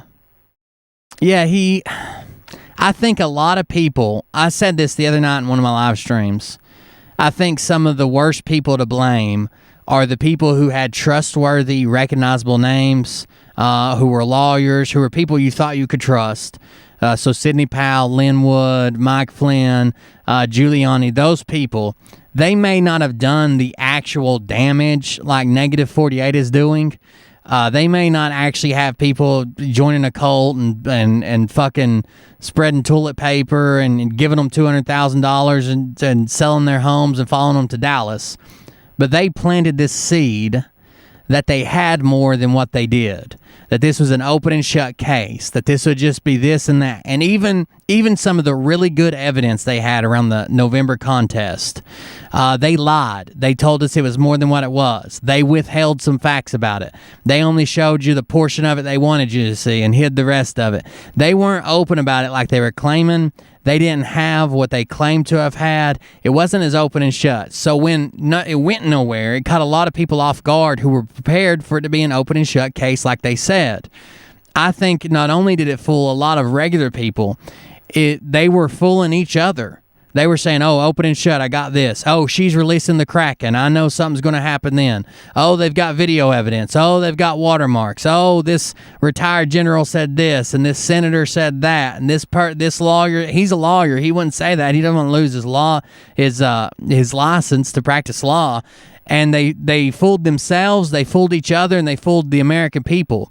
And once they fooled everybody and nothing happened, then people were like, something's got to be going on in the background, because they had these foolproof cases, the open and shut, closed case, no chance, no variance, no nothing. It was all right there, and nothing happened. So now something secret must be happening, and open the door for these crazy psycho sons of bitches to get in there and say, oh, this is what secretly happened, and this is what's going on in the intel world, and this is what's going on at the Pineapple Grove, and this is what's going on with the special military detail that protects my mom. It was they fucked each other. They fucked everybody. The whole country got fucked. I've hated and continue to hate. Exactly. Luna just said it. Yep, I trusted them at first because they were professional. Now I see they're either mental or grifters. Thanks for opening my eyes, Beer Man. No problem. I think they even probably coerced some of those written affidavits. They bumped up the number, and a lot of them really said nothing, or it was hearsay, or it was someone's gut feeling or instinct. It wasn't actual evidence. The evidence they manipulated and lied about, and didn't show the counter evidence, and then when it went to court and it was getting thrown out left and right, people weren't saying, oh, well, they must not have had enough evidence, or it must not be what we thought it was, or maybe there's some way to clear this up, or maybe there's something that actually happened here, or maybe there's something that actually happened there. Instead, people were like, what? You said it was foolproof. You said it was black and white. You said it was all recorded. You said there's no way we can lose. You said it was done. You said it was, a closed door. You said it was going to be this. You said he was going to be back by then. You said they were going to go this. You said the Supreme Court is going to do that. And it just blew people's minds because they believed everything that these people gave out. And why wouldn't you? Because these people are supposed to be trustworthy people. They're supposed to be people you can trust. They've got name recognition. They've got a little bit of fucking air to their name to where you would see it and think, oh, this person's probably telling the truth. And it turns out they were fucking lying harder than anybody else. There was and there is fucking impropriety and shit and still questions and issues, but they made it much more than what it was. They made it this fucking overseas satellite flipping raids and CIA and supercomputers and blah blah blah, and then showed just enough of the evidence to make you believe it and follow their names and follow them, follow their statistics and follow their people and follow this and wait on the Kraken. But what they didn't show you was the overall picture to where, yeah, there was some weird shit that went on, but it's not enough weird shit to change the whole fucking country. And if it didn't happen before the inauguration, it ain't fucking happening. And will always hate truthers like myself turning on one another. Truther. I don't like when people turn on Lynn Wood. I don't like when they turn on Lindell. I don't like when they turn on... It is so it's mind-blowing how bad of a situation... It very well could have been. The problem is they don't have an open and shut case to prove it. Even if from 4 years ago they started planning that day and they said, this is going to be fixed, we know who we're going to put in, we know how we're going to do it, we know how we're going to do this. Even if it was, from the start, fixed, they didn't have enough evidence to prove it. Not every judge and every fucking person who reviewed the evidence and every court system and every lawmaker and every person everywhere was against them and just said, oh no, we just like it the way it is. Fuck it, we're out. They didn't have the evidence, or it would have pushed through before the 20th the way it's supposed to work. We are actually in, and we've been in now for over a year. It's mind-blowing that when we're in this type of situation, we, who are on the defensive for the last year, most of the time anyway, are fighting with each other. You will never win a war. Imagine going to war, like an actual war that you would think of with tanks and guns. What the fuck is going on? Everything, right? And you're trying to fight the other side, and then you start fighting each other instead. You going to win? No, you're not going to win. You're going to lose 100% of the time if you turn your rifles on each other. right? Right. What the fuck are you talking about? Peter, you got something to say, motherfucker? Chill out. Why are we doing that? I like Mark and Carolyn. Leave them the fuck alone. Mind your own damn This one business. says something bad about that one, and that's what, to me, those people aren't on our side anymore. The Jordan Sathers of the world. Stop fighting each other. Utah turn on Linwood, and then they made up. But what are we doing? It's bizarre and it's unnecessary and it's stupid on top of bizarre and unnecessary. It's just. No one said it wasn't. You don't have to tell me sorry. All I'm saying is you can't prove it in court, and they couldn't prove it in court. Because if it could have been proven in court, it would have went through the court system and it would have been proven. They lied about the evidence they had. I even said, let's say it was. You still don't have the evidence, or the system would have worked and would have fixed it before the 20th. That's why there's so much time to dispute. That's why there's so much time to stand up. That's why there's courts in place. That's why they're fucking reviews. You don't have to say, I still think it was stolen, sorry. I don't care. It doesn't matter at this point. It's over with, and they couldn't prove it when they said that it was an open and shut case, that there was even quotes of them saying, no court in the United States would see this and let it stand. They did. They did. It makes no sense for us to do that. So then. Audits are too little too late. They're not even fucking returned yet with any evidence in one state, In General Flynn, much less all of them. Powell having a fisticuffs over what? Something. You have an amount of time to do it, and that amount of time is before the electors meet. Everything past that is done. That Kyle Rittenhouse said? That makes no sense to me. Because if It's set in stone. It's not going back. It's not changing. In the truther movement, there is, now this is just my thoughts on what I saw when and we're going to talk about what Sidney Powell said and what General Flynn said and all that. I see this bickering amongst prominent patriots happening, and I just can't wrap my mind around it. Yesterday was such a terrible day for me because I missed a very important. Oh, I just saw 1.1 lemons accumulate in the chest. Great. So 1.1, here we go. We're on our way, and it's finally at 1.1 after 20 minutes, whatever. I missed a very important meeting when it came in regards to The inauguration is the be-all, end-all. Once that happens, we're done. Unless you plan on going to war with the United States military, or it's over with. It's done. There's nothing left to do. That was it. That was your chance. That was when you decide what happens. Once that happens, it's just over with. Yeah, I mean, like, you're not going to go to Arizona and find Joe Biden standing there at like 1 minute till midnight fucking filling out paperwork and turning it in for fake people. There's nothing you're going to find that's going to change that result now. It's done. Television network that we're setting up. I missed that. There were issues at the dealership when I picked up my car. I finally got my car, by the way. My Plaid is in. I ordered it a year and a half ago, and it's finally in. He ordered a platinum, of course. Plus, I didn't want to rub it in the face of it. If anybody wants to see it, let me know. Nonetheless, Uh-oh.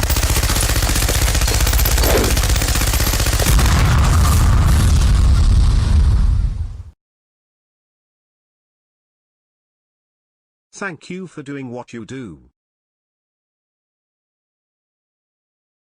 I appreciate it. Summer McNeil, 1337.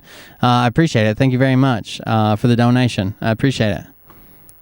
Somebody said, are we going to get to the stuff from last night? If you're talking about the stuff that Phil did last night, I covered it last night live. I saw this happening, and now I see prominent truthers turning on each other, essentially.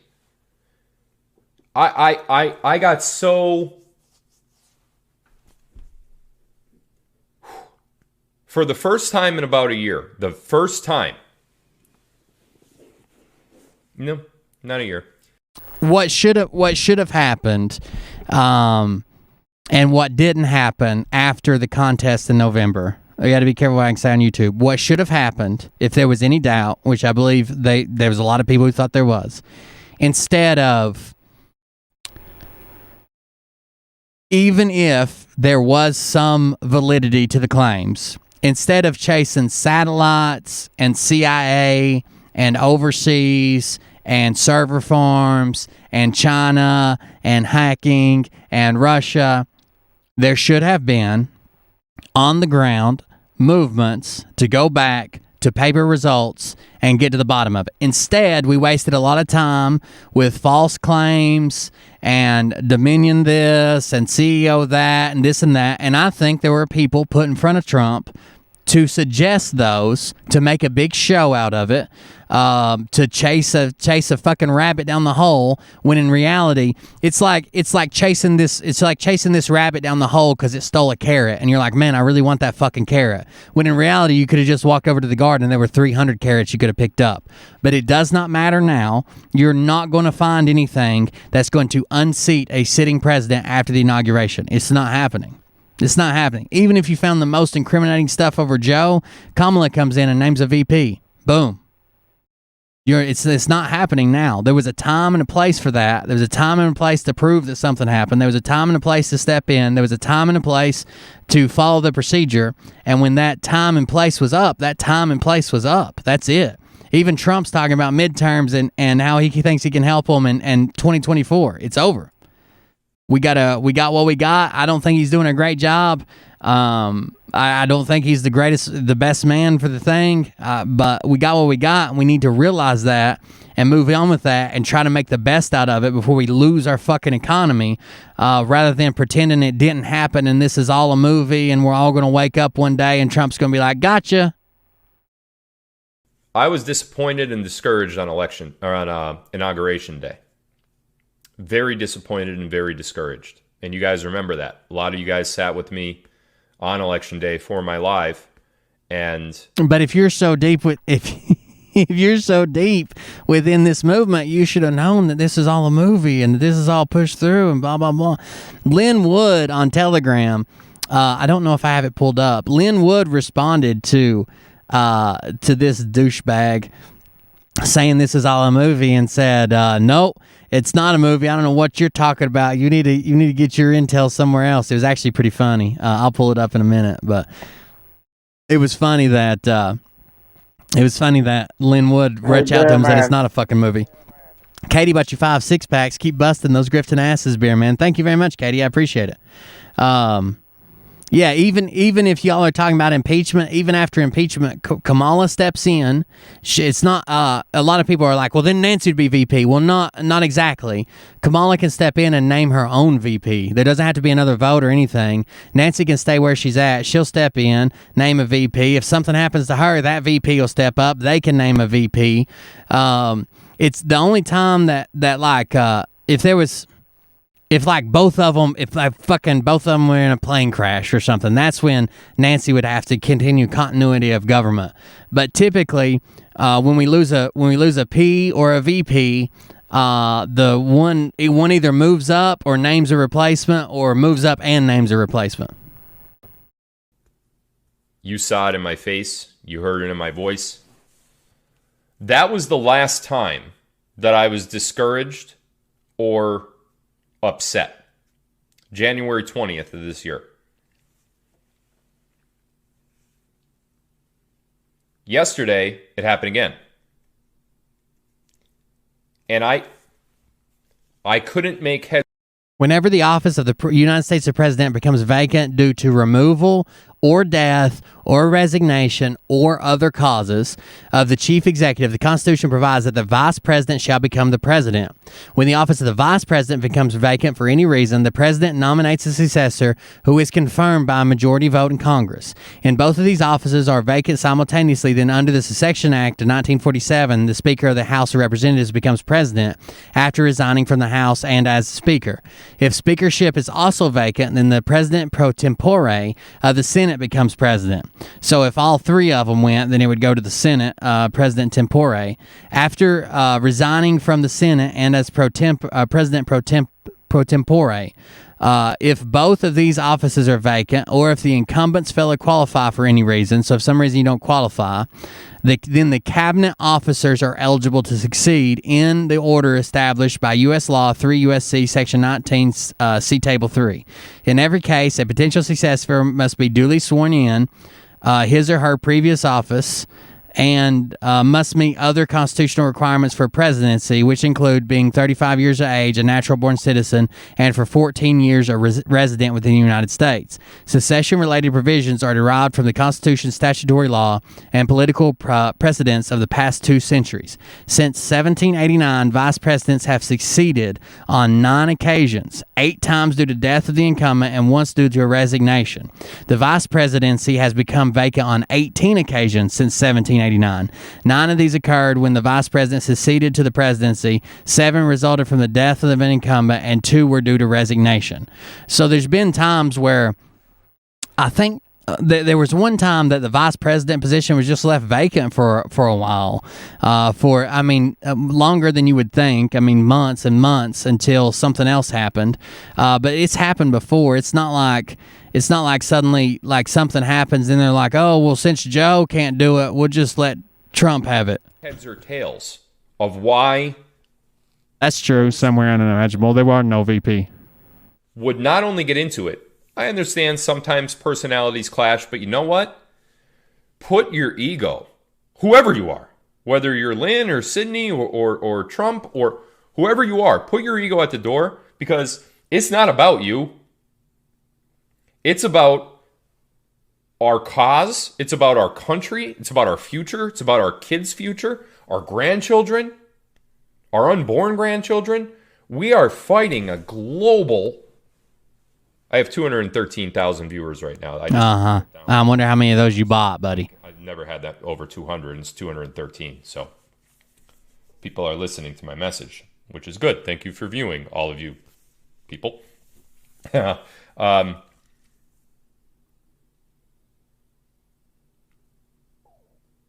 If you're upset at an event that occurred, whether it's financial, Linwood misappropriated funds, or Sidney Powell's nonprofit misappropriated funds, listen, don't take this the wrong way, but honestly, who gives a shit? Are you shitting me? So right now, because the country's kind of fucked up, and because you're not happy with the direction it's going in, if you donate money, let's say for midterm re-election of a Republican senator in your area, and instead they use it to fly a bunch of hookers and cocaine to a party they're having in Las Vegas just because they fucking feel like it. Who cares? Who cares about misappropriation of funds? Are you serious? Who cares about where that money went? Well, one, the people who donated the money. 2, people in general who want to keep other people honest. The world should be honest enough that when you donate for something, that money goes there and not somewhere else. That is not something that, and this is what I was thinking yesterday. We're going to get to today in a moment. Who cares? I know that's all bad stuff. I know if those accusations are... Hey Carolyn, I checked. I don't think it went through. The last I see the donations that are showing on Buy Me a Coffee. The last ones are from Katie, Ira Davies, and Tim Horn. I don't think it went through. But don't charge it again. I don't want you to get charged twice. Just wait. If you want to make a donation to the next show or something, that'd be fine. But don't make sure it didn't go through. Don't double up. I've had people do that before too. That shouldn't have happened. I get it. I'm not saying that's... But you know what, though? What you don't do is you don't go to a public social media page and air your grievances about, well, this one shouldn't have done that, and that one shouldn't have done that, and you... That's literally what everyone does nowadays. That's how you air your grievances. You can call it airing your grievances. You can call it calling people out. You can call it checking on people. It's just... that's what everyone does now. The internet has become the public square, and when you're upset and you feel like you can't get answers, you come out and say, hey, this happened and I would like to have answers. I don't think it's right that this happens. I stand to be corrected. If you correct me, I'll take it back. I've called people out before. Hell, I got two different Kims confused one time and thought I was talking about one Kim and I was actually talking about another Kim and called the wrong person out. Both of them were shitty people, but still, the whole thing was my mistake, and I had to come back and say it's my mistake. But until then, I'm going to stand by what I believe to be the truth, what I've researched, what I've found, what I've put up. It's not that you have to hide, and if you were a real Christian, Brad and these people do this all the time. If you were a real Christian and a patriot, you would have private messaged me and said that you didn't like the fact that I stole your money. What? What are you talking about? No, I wouldn't. Why? You fucked me, or you fucked Kyle, or you fucked this charity, or you fucked this person. Why do I owe you a personal message so you can keep it hush hush and try to keep it quiet from the people who need to know this shit? Let's make it public. If you can defend yourself, defend yourself. If you can't, you can't. But either way, it'll be public. You shouldn't have done that. No, I didn't do that. Yes, you did. No, you didn't. What about that prayer? What the hell? There's a I believe that, Discernment Files. I believe when you go back to, if you've got a problem with the medication right now, you've got nobody to blame but Trump and warp speed. If you've got a problem with a lot of these things that they pretend aren't happening, if you've got a problem, you need to have a problem with the pardons that were made on the way out the door. We're not cleaning up the swamp when we're releasing it, including people who were convicted of manipulating elections. Democrats convicted of manipulating elections were pardoned as the last act of the U.S. President, Donald Trump. He didn't do us any favors. I think he was more there to make you feel like you had a little bit of choice, to make enough ruckus to make you feel like we were making a difference, and to set everything up for the next successor. election fraud. This guy... And again, we know... I can't believe there are people that saying... The fucking Top Bunk was one of them. Since when do you get anesthesia to have a colonoscopy? Are you serious? You want to be awake while they ram a fucking camera up your asshole? And just fiddle around and fucking cut off polyps and shit? Of course, is all of them. Every one of them. What are you talking about? The truth. But this guy, whoever he is, the Joe Biden lookalike, he's mowing down the country with a hand mower, little by little. You got the vaccine mandates, you got the business closures. You know what my ex-wife just told me? I was just at an event for my son. Just leave it at that so I don't get in trouble here.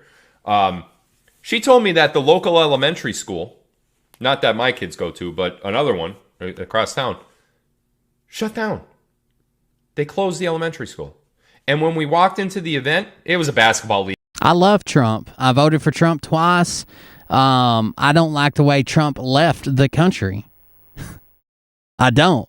I don't like the way that he bailed on a lot of his constituents. I don't like the way he buckled to his son-in-law and played his fucking game. I don't like the way he went in there and started paying politics. I don't like the way he made it harder on himself a lot of times because he would rather fucking talk shit than get shit done. I don't like the way we had a supermajority and nothing fucking passed. I don't like the way he wouldn't fucking negotiate on anything. I don't like the way he fucking Kushner in his ear, giving him all the fucking chess moves to make. I don't like the way he pardoned a bunch of shitty fucking people and then tried to say it was a great day for democracy. I don't like the way he invited a standing army to D.C. and then said, "We love you, you're special, go home." I don't like the way he hasn't fucking called out this QAnon bullshit since he left office. I don't like none of that shit. He did a shitty fucking job there towards the end, in case you didn't notice. When we walked into the event tonight, the coach told us they might shut down the league. My show was dedicated to getting Trump elected before the election. Literally trying to fucking red pill people and probably got him a lot more votes by picking people up. There were people all the time that said, "Oh, I never realized that. Oh, I didn't realize the media put this spin on it. Thank you for explaining it to me. I hated that." Or "I thought this was going on," or "I thought that's happened." That's literally what I covered was politics. It was a conservative political channel up until the election. And then I had to come out and fight these fucking retards because they're making it worse on the country. Because of COVID.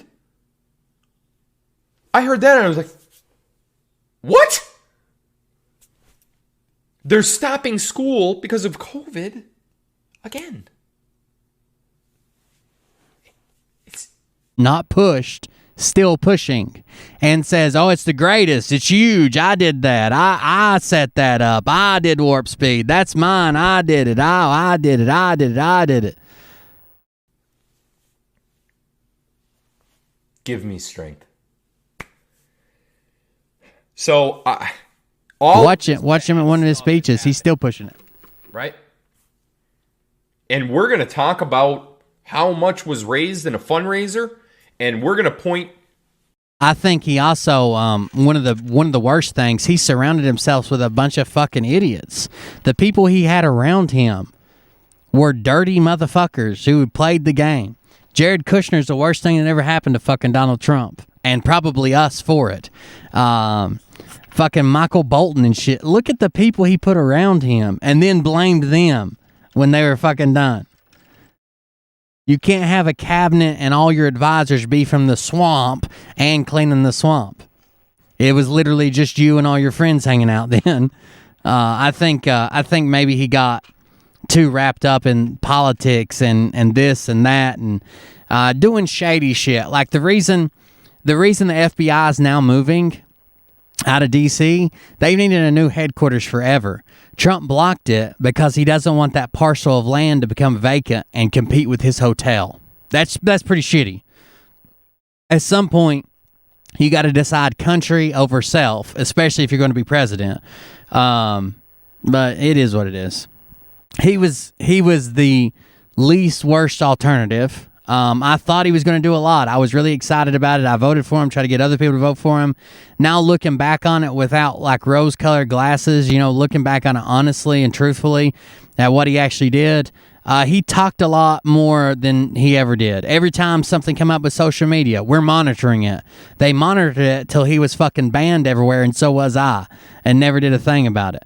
I think he could have done a lot more, but he talked a good game.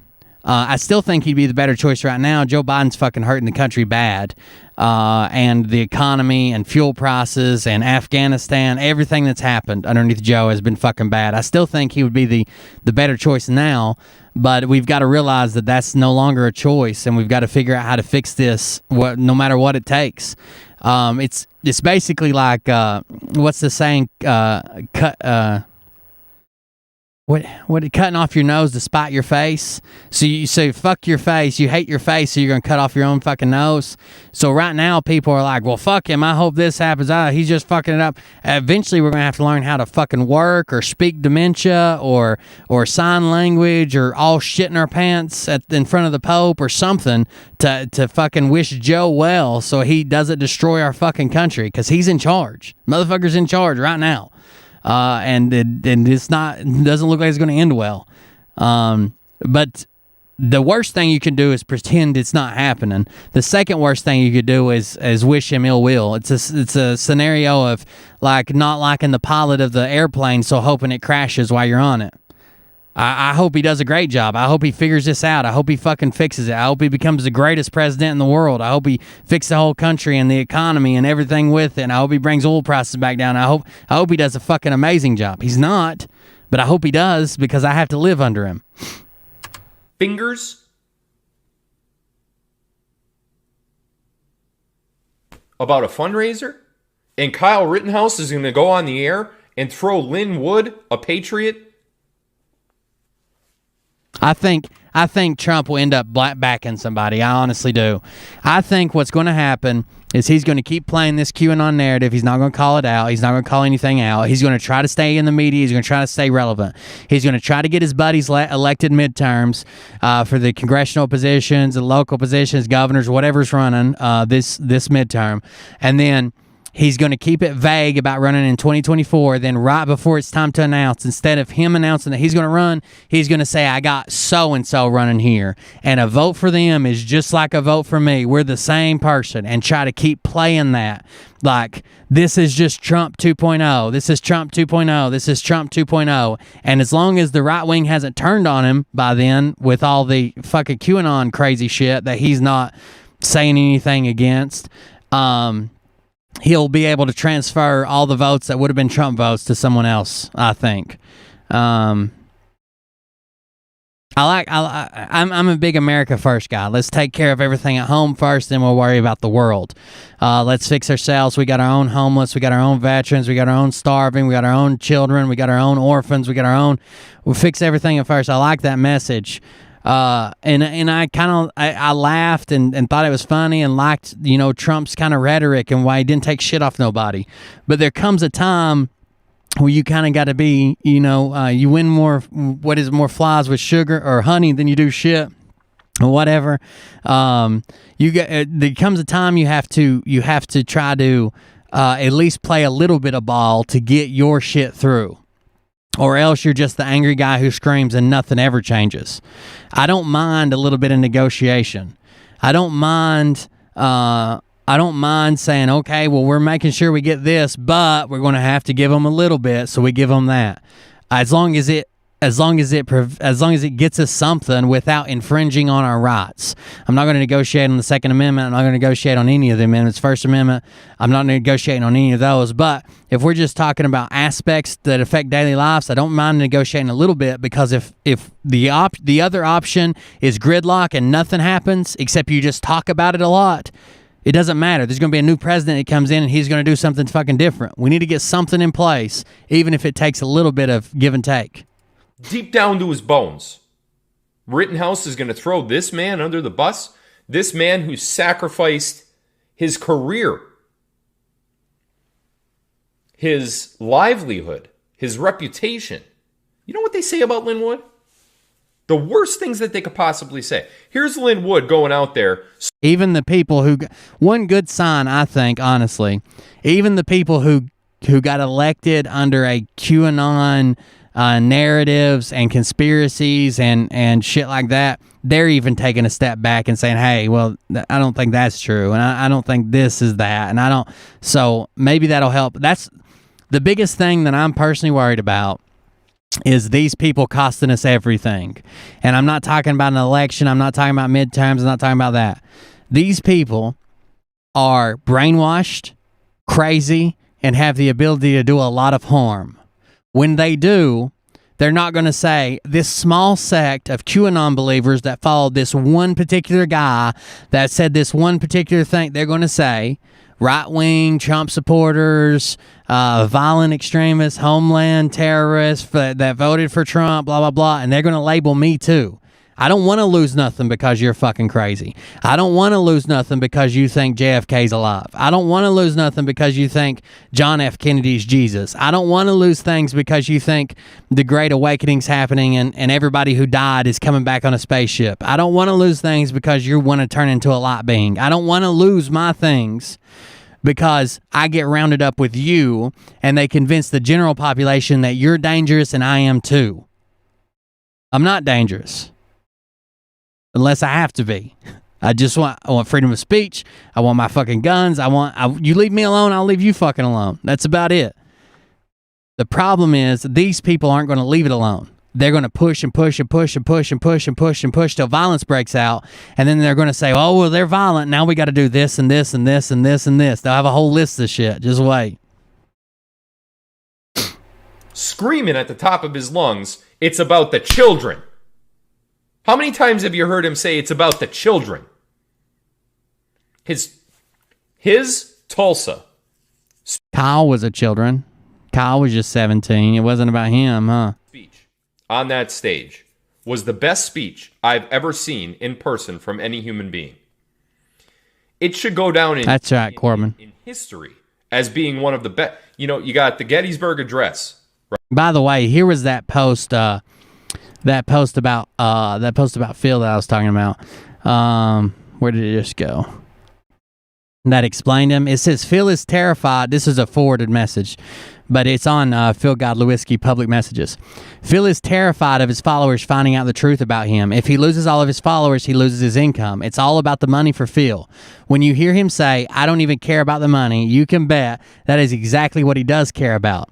He is he is all about buying silver, getting tattoos, traveling first class, driving very expensive cars. He just said he ordered a platinum Tesla and it came in. Unfortunately, he wants all of these things, but does not want to work for them in the traditional sense. He has an abnormal sense of entitlement. He is also a narcissist, so he can't control his drive to grift and fundraise more and more, no matter who he hurts. Consider yourself lucky to be away from Phil. He is not a good man. I think that describes him really well. He's still claiming that he raised money for a cancer patient who was just on the verge of dying, and she just keeps fucking living because he needs to keep raising money, and he still hasn't went out to visit her the way he claimed he was going to. You got the I Have a Dream speech. You have all of the JFK, we're going to put a man on the moon stuff, right? That Lynn Wood speech was so powerful. I was there. The energy in that building was palpable. It was so intense and so strong that you could literally feel it with your hands. It just came up through you. He lit that arena on fire. And it was his passion. It was his love of the children and strong desire for change, not just with the election, but with everything. So here's Kyle Rittenhouse. Now, my mind's going again. Here's Kyle Rittenhouse knowing that stuff. And knowing that Lynn Wood, whether or not Kyle spent an extra couple weeks or 30 days or whatever it was in jail, that's not enough for me to understand why Rittenhouse will go to Fox News on mad as fuck televised interviews. First one. Millions and hundreds of millions probably saw that by now. And throw this guy under the bus. That didn't make sense to me. What made even less sense to me was how Sidney Powell and General Flynn reacted to Kyle Rittenhouse in his interview. That's thing number 2 that doesn't make sense. And a lot of people, yes, now we're fighting amongst each other. Here we go again. I'm done. Everybody's walking out. Everybody gets mad at me because I have to take a phone call with the 5. So last night I went on a phone call with the 5 because I had to get to the bottom of this. Something is going on. There is no reason whatsoever to air out your dirty laundry, especially this stupid dirty laundry. This is about a fundraiser. Yeah, I know. I said platinum. It's a plaid. The 2021 plaids. When he said it earlier, I was thinking about the Ford Platinums, but yeah, it's a plaid. No, we didn't Tesla get him out plaid. of jail in time. And, Listen.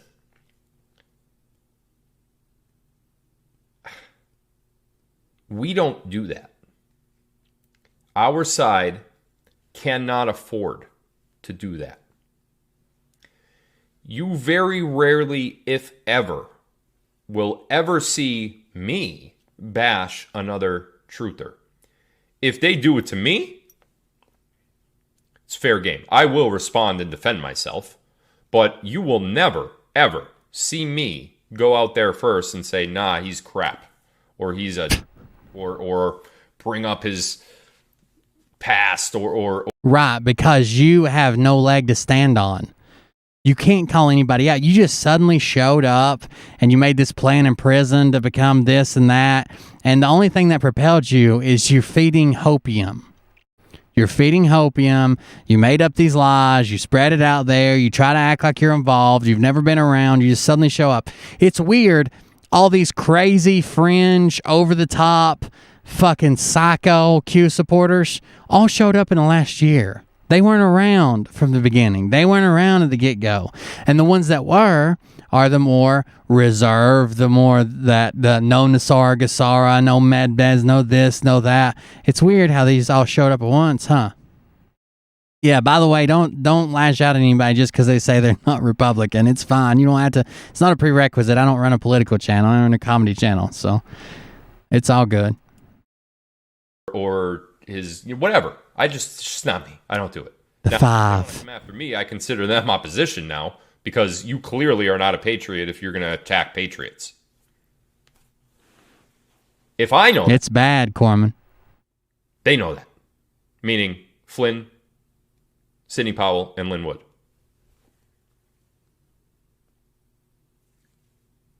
So we get a phone call going.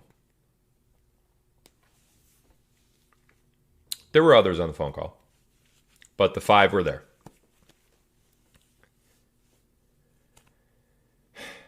And we basically start the phone calls with exactly what I just said. Why would this one say this? Why would that one say that? Why would, first and foremost, why would Rittenhouse do this? Gotta figure it out. Why would he do this? He couldn't be just because he's fucking mad, huh? The public theory of why. He could be. I don't put it past.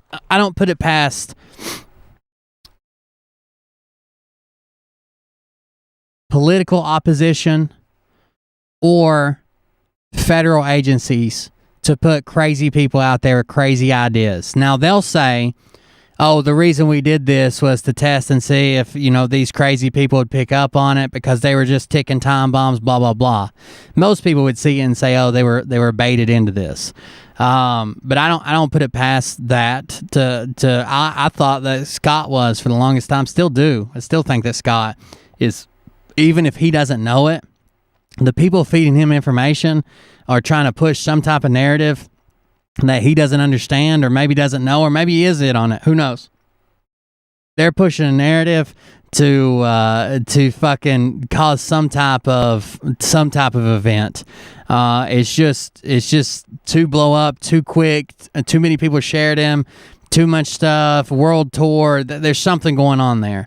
And it's going to come back and bite most of his followers in the ass, if not all people that voted for Trump or consider themselves right-wing or conservative or whatever. So I don't put it past anybody to do that. Why Rittenhouse would do this is he's being deep state controlled, right? He's got somebody in his ear. That's what I was thinking. I'm sure a lot of you were thinking that too, right? Nah. No. No. No. In fact, none of that. I'm going to speed it up some. I usually do.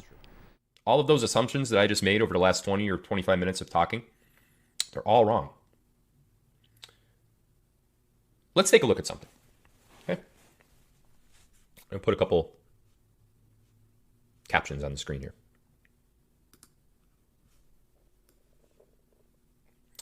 So this one here is posted to Lynn Wood's Telegram channel yesterday at 10:13 a.m.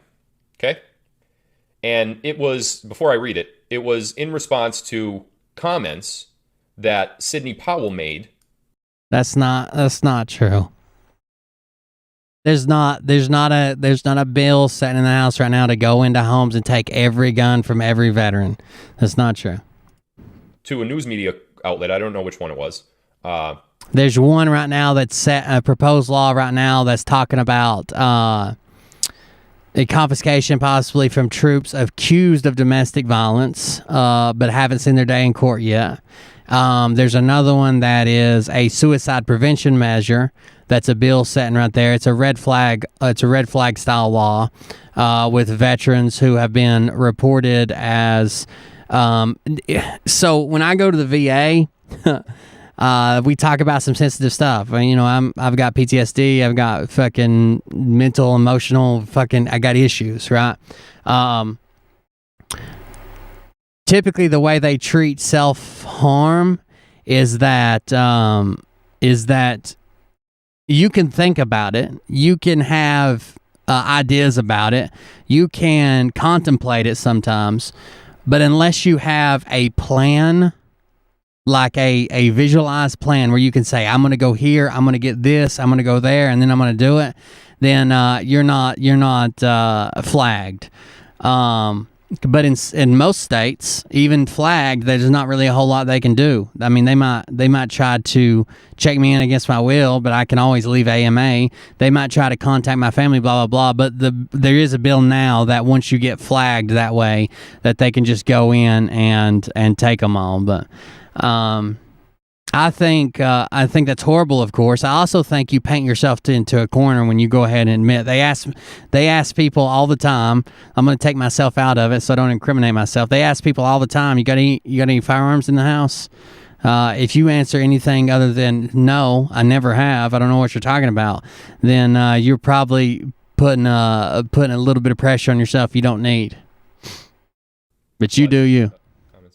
I don't know what she said. I know what she said, but I don't know to who. So Linwood is now in this Telegram post replying to what Sidney Powell said about him in regards to the Fox News interview between Tucker and Kyle Rittenhouse. So Linwood says the following. 10:13 a.m. Timestamp's important there. Not for gematria or anything like that. You'll see. This is from Linwood. Sidney Powell's comments on the false ambush attack against me by Fox News and Tucker Carlson. Crickets. Draw your own conclusions. Hey, Sidney, I thought you loved me. Hey, Sidney, did you put my name on those fraud complaints you filed around the country in which I had no input, but have been used to vicariously attack me? Hey, Sidney, is defendtherepublic.org under investigation by federal authorities related to its finances? Hey, Sidney, are you in calling her out $1 dispute with General Flynn? For some reason, Sidney will not return my calls to discuss these matters with me. So I hope she will see this Telegram message and call me. I love you, Sidney, and I am praying for you. Lynn. See, they're going after each other. What the moly? What? So now, here's Lynn Wood, right? What the moly? Making a post and accusing Sidney Powell. God, this guy's... Yeah. Michael Flynn's attorney. Can you believe people watch this religiously and hang on every word, and they're like, oh my God, I hope he gives us the next intel so I know if I should quit my job or pay my taxes or get ready to buy a new car with my Nasara money. Or some of the saddest people are the ones who are literally waiting with bated breath on fucking med beds because they have some type of illness or disease or a loved one who's on the verge of dying, and hang on these fucking words of these people. Who got him off the treason charges, Sidney Powell. Michael Flynn, Donald Trump, very close. Therefore, Sidney Powell, Donald Trump, very close. Lynn Wood, very close with all of them, seemingly is now calling out Sidney Powell for fraudulent doings with defendtherepublic.org, misappropriating of funds in that nonprofit, for being in a lawsuit with General Flynn. Why on God's green earth would Lynn Wood do such a thing? The Lynn Wood that I described earlier in this life. Why would Lynn Wood do that? There is zero reason for Lynn Wood to call out those grievances, make them public. There is a reason. He's a petty child. Just as easily. Someone said something negative about him, so he's going to call out everything that's ever happened to them and make it sound negative. Flew to Sidney Powell and talked out whatever grievances he had. Going public with that makes no sense. No sense. Oh, shit, Stephanie. That's crazy. Let me put another graphic up here. Okay. Another graphic. 13 a.m. when Lynn Wood made that post. Sidney Powell, exactly 50, what's this? 10:13, did I say? 47 minutes later, makes a post, which 244,000 people viewed. And it says, it's not the stab in the back that kills you. It's when you turn around and see who's holding the knife. Look out. Who was that in reference to? Who stabbed Sidney Powell in the back? Lynn Wood? So it can't just be infighting because these are the people he worships and thinks all know about the secret plan that he and his friends made up, blah, blah, blah. So instead it's got to be all this secret code and this and that. I think they're just fucking fighting each other. Why? Because he just made that post? Okay. Good deal, Stephanie. I'll buy into that. Sydney's upset because Lynn just made that post, aired out some of her dirty laundry, if any of it's true, who knows. So Sydney feels like she's stabbed in the back now by Lynn Wood. Okay, let's go with that theory for a second. But here's what really doesn't... Let's just look at the next one. Sidney Powell's using that stupid Tory bitch as her Kraken. If you want to know what the Kraken is, somebody who washed out of the fucking military, never made it past their fucking training, and started a goddamn podcast. It claimed to be this, claimed to be that, and actually worked for John Brennan and shit. A nobody that defrauded her local community with fake and false fucking fundraisers years ago, lied about her veteran status, lied about basically everything. That was the Kraken you guys were waiting on. Podcaster Tori says. So Lynn Wood says, in response, and he quotes, you can see there on the bottom before I put it down, he quotes the Sidney Powell post, and he says, it was at 12:14, so an hour and 14 minutes later after Sidney posts that. He says, I turned around slowly over the past few months and I documented who was holding the knife, Sidney. You played me and you played the Patriots. I love you, and as I said in a recent text, the truth breaks my heart. But it had to be told for the long-term good of our nation. I pray for you, Sidney. The first line bugged me out here. I turned around slowly over the past few months and I documented who was holding the knife, Sidney. Lynn Wood is now making the accusation that Sidney Powell backstabbed him. With what? How did Sidney Powell even get dragged into this to begin with? The Rittenhouse Spit it out, buddy. Damn. Why would she comment, or why wouldn't she comment? Not a soap opera. Why is any of that pertinent to Lynn Wood's ongoings? She lies about, Tori said lies about all kinds of shit. And I didn't take these screenshots, but I'm sure you She has the same thing. She has the same fucking computer, Hunter Biden computer, as all the Chinese has released. We went and watched the videos. Hell, I got a donation alert that shows them getting a foot job. Like, she's got the same thing from that. She doesn't have anything extra. She just...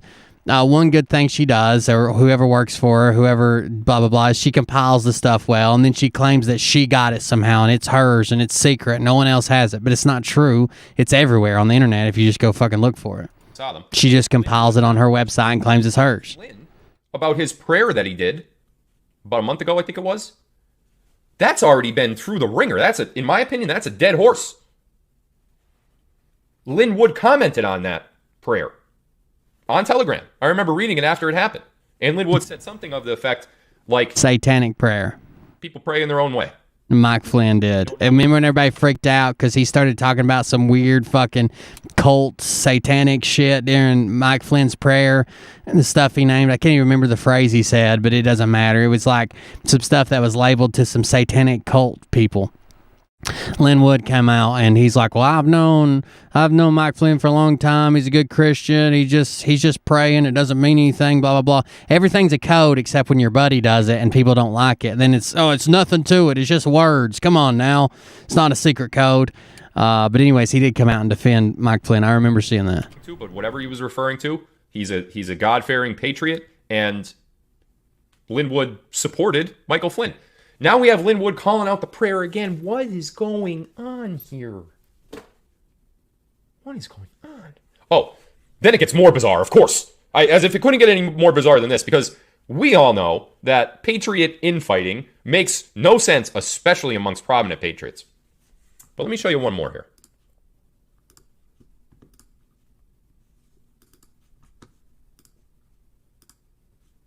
Brace yourself for this one. God. Business Insider, 9 hours ago. Rittenhouse says fired Lynn Wood. So I pulled this up and read it when it came out.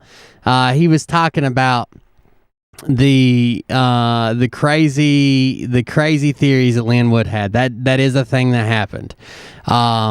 He did talk about it, and he said the family had a couple issues. One was, him sitting in jail. The other one was because the crazy shit, the insane QAnon beliefs, I think is what he said. And he quoted something like, he said, just like how he thinks that he's God, and he says all these weird things like, we're going to keep that boy in jail because there's not going to be any civil or criminal cases come the election. And he said that was complete insanity. The stuff that which I agree, the stuff that Lynn Wood was spreading was complete insanity. Rittenhouse says fired Lynn Wood over QAnon election fraud theories. Kyle Rittenhouse fired Lynn Wood. Newsweek. Kyle Rittenhouse fired Lynn Wood over insane QAnon and election fraud beliefs. Oh.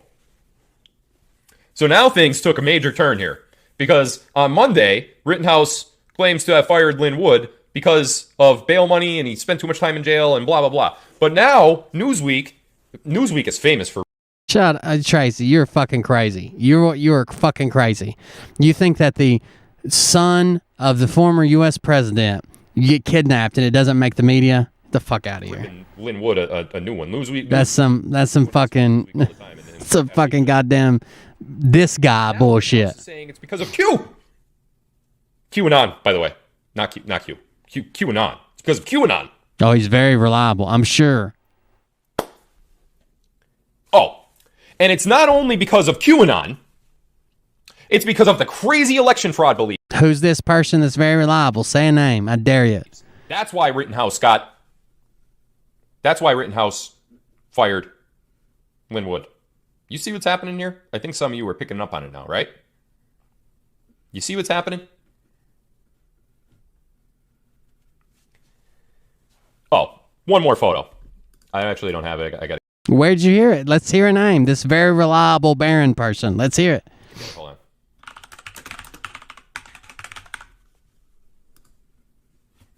To make all as if all of that isn't weird enough, right? Woodchuck could While chuck all wood. this is happening, while the Sidney Powell, General Flynn, prayer, Linwood, all this bickering is going on back and forth. Jesus Christ. As if all of that isn't weird enough, you then have this happen at the... Yeah, they've been spreading that. Phil's been spreading it, and Mark Panene's been spreading it, and Top Bunk's been spreading it. And, oh, there was a kidnapping. But now they're just slipping it out a little more now that they need a little more attention on themselves. exact same time that all of that is happening.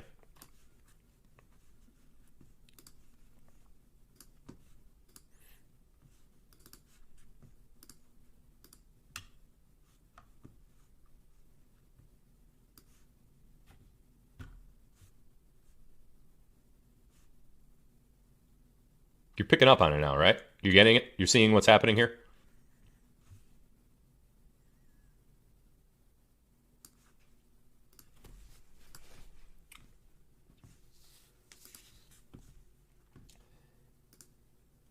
I hope that somewhere along the way, all of you... Oh my God. Oh my God.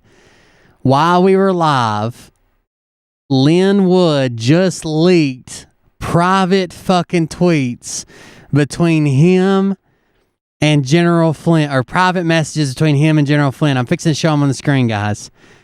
Just now, Lynn Wood just leaked. I know they'll make an excuse. I know they'll lie about it. I know there's something else. I know they'll say it's bullshit. I know they'll say it's part of the plan.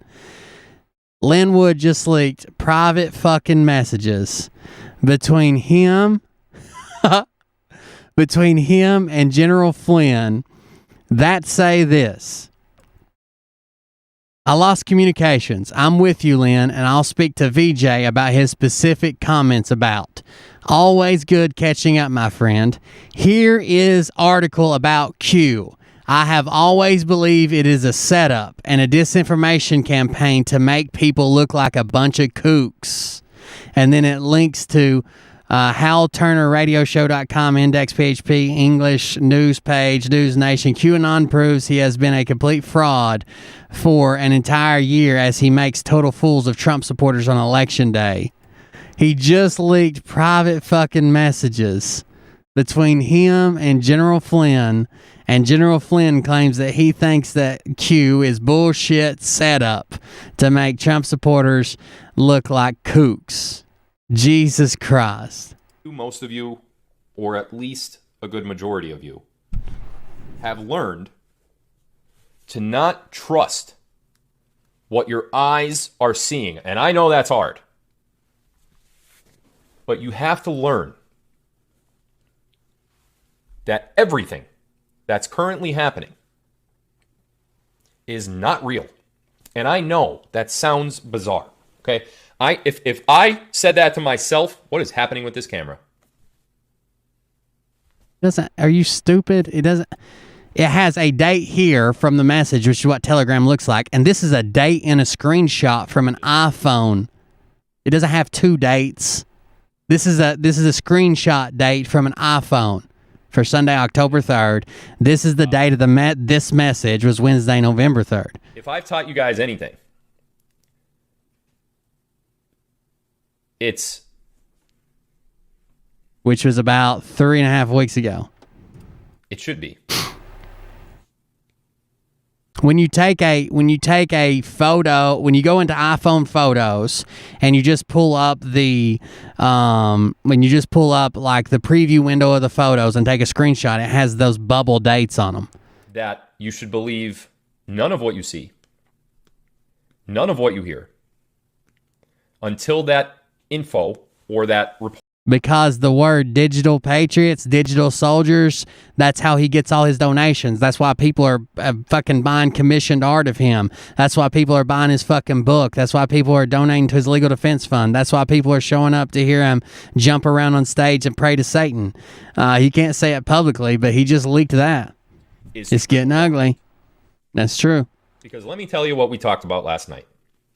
Did we ever find out who was the one who was very reliable and broke the story about Barron being kidnapped? I just want to know who their name is so I can look them up. After all this was happening, after you have Powell commenting or not commenting on Lynn Wood accusing her of various things, Rittenhouse accusing Wood, saying he's a crazy QAnon guy, Rittenhouse then standing with Trump, same day. If none of that makes sense to you, it's because it's not really true. I got on a call last night with the 5 and a couple other. The 5. We're finally back to the call. We've been supposed to say the whole time. And we traded information. Delora O'Brien. Thank you. Was from, now I'm in the blind on this, believe it or not. Believe it or not, when there's thousands of fucking messages coming through, I don't see them all. So to say she told you the name, I'm not going to scroll back to the last 300 messages to look for it. I don't see them all. I'm pulling up shit. I'm reading articles to you guys. My source is the best source out of all the sources that there are amongst our. That's why I asked. But not when it comes to this type of stuff. I didn't know what the hell was happening yesterday, to be honest with you, until I got on the phone call. The sources that the 5 have are more in line with this type of thing. And what you have seen transpire over the last couple days, starting with the Rittenhouse interview, was a marker that I was completely unaware of. Happy Thanksgiving and welcome. Oh, God. We've got Joe Dinkle. Nicholas V. Eminem. Let's grab this right quick. I want to see if she talks about this right here. This is a Thanksgiving Day briefing. This is one of her most recent videos I can find, or that she's in. Trump disclosure and the Maxwell trial and much more. Or if she says anything about it here. Subscribe to our Telegram channels and to nicholasveniamin.com for my free email updates. And if you're watching, thank you for with us. And one day, like Dolores said, we'll sit down together and have a nice meeting. Absolutely. One day when the restrictions are over, and I'd love to, I'd be part of. Let me just try this. Let's just try searching this. Kidnapped. Nope.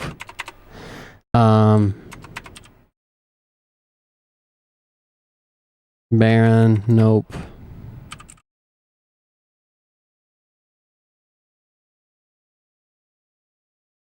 Discussing Trump disclosure and the Maxwell trial, much more. That's not it. Trump disclosure, you want to get into that and tell us what is it you tell the viewers just happened yesterday? Okay, so it's hot off the press. Actually, the President Trump had posted it from his desk. Instead of just, I got a couple of paragraphs I want to read. Okay, phrase. It says former President Donald Trump. Let me get rid of the former President Donald Trump, Commander-in-Chief. Nope. President Trump supporters who are working with to be invoked. This is a partisan. Nope. 5 or 6 people that are Trump. No.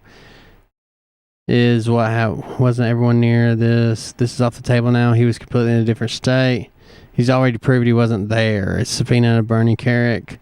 Anything about through Trump, through his dealings with Trump, through his dealings with finding out if anything. Nope.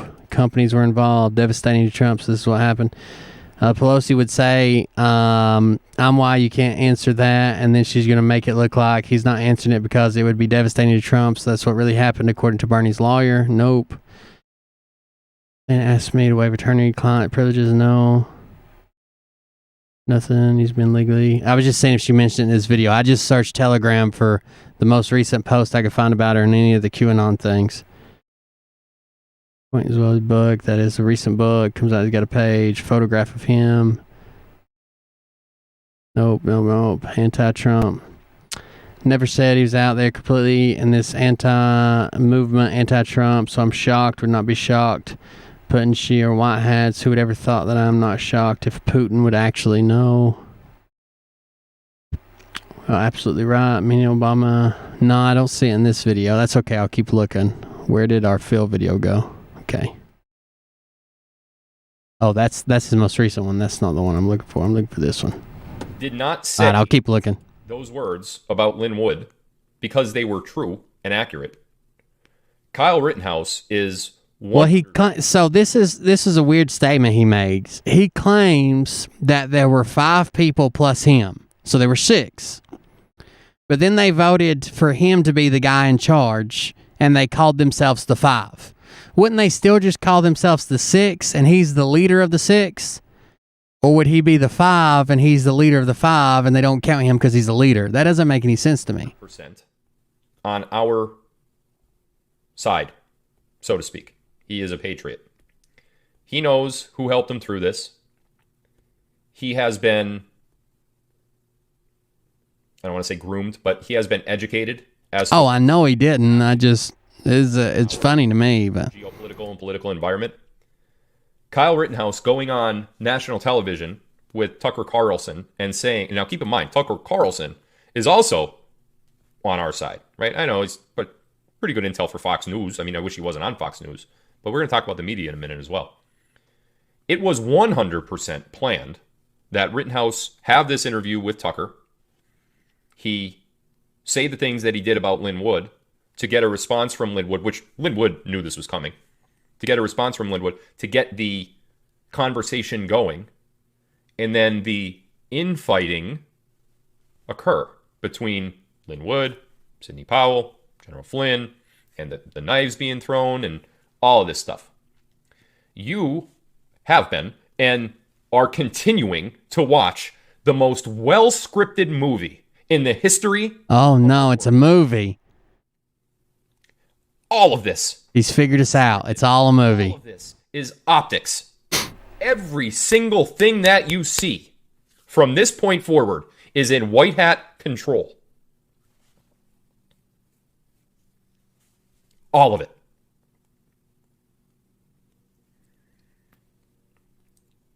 I don't know all of the things that we are supposed to be looking for in terms of markers that get us to the next phase, or, we always talk about event-based. This has to happen before this. No time frame, but this has to happen before that, and then that has to happen before that, and so forth. This whole Rittenhouse, Lynn Wood, Sidney Powell, Donald Trump, Michael Flynn stuff is all part of exactly what's supposed to happen. It's part of the movie. Lynn Wood responded, it's not part of the movie. You need to get better intel sources. They're not really fighting. They are very close. This has been That's what he told Phil. For a very long time.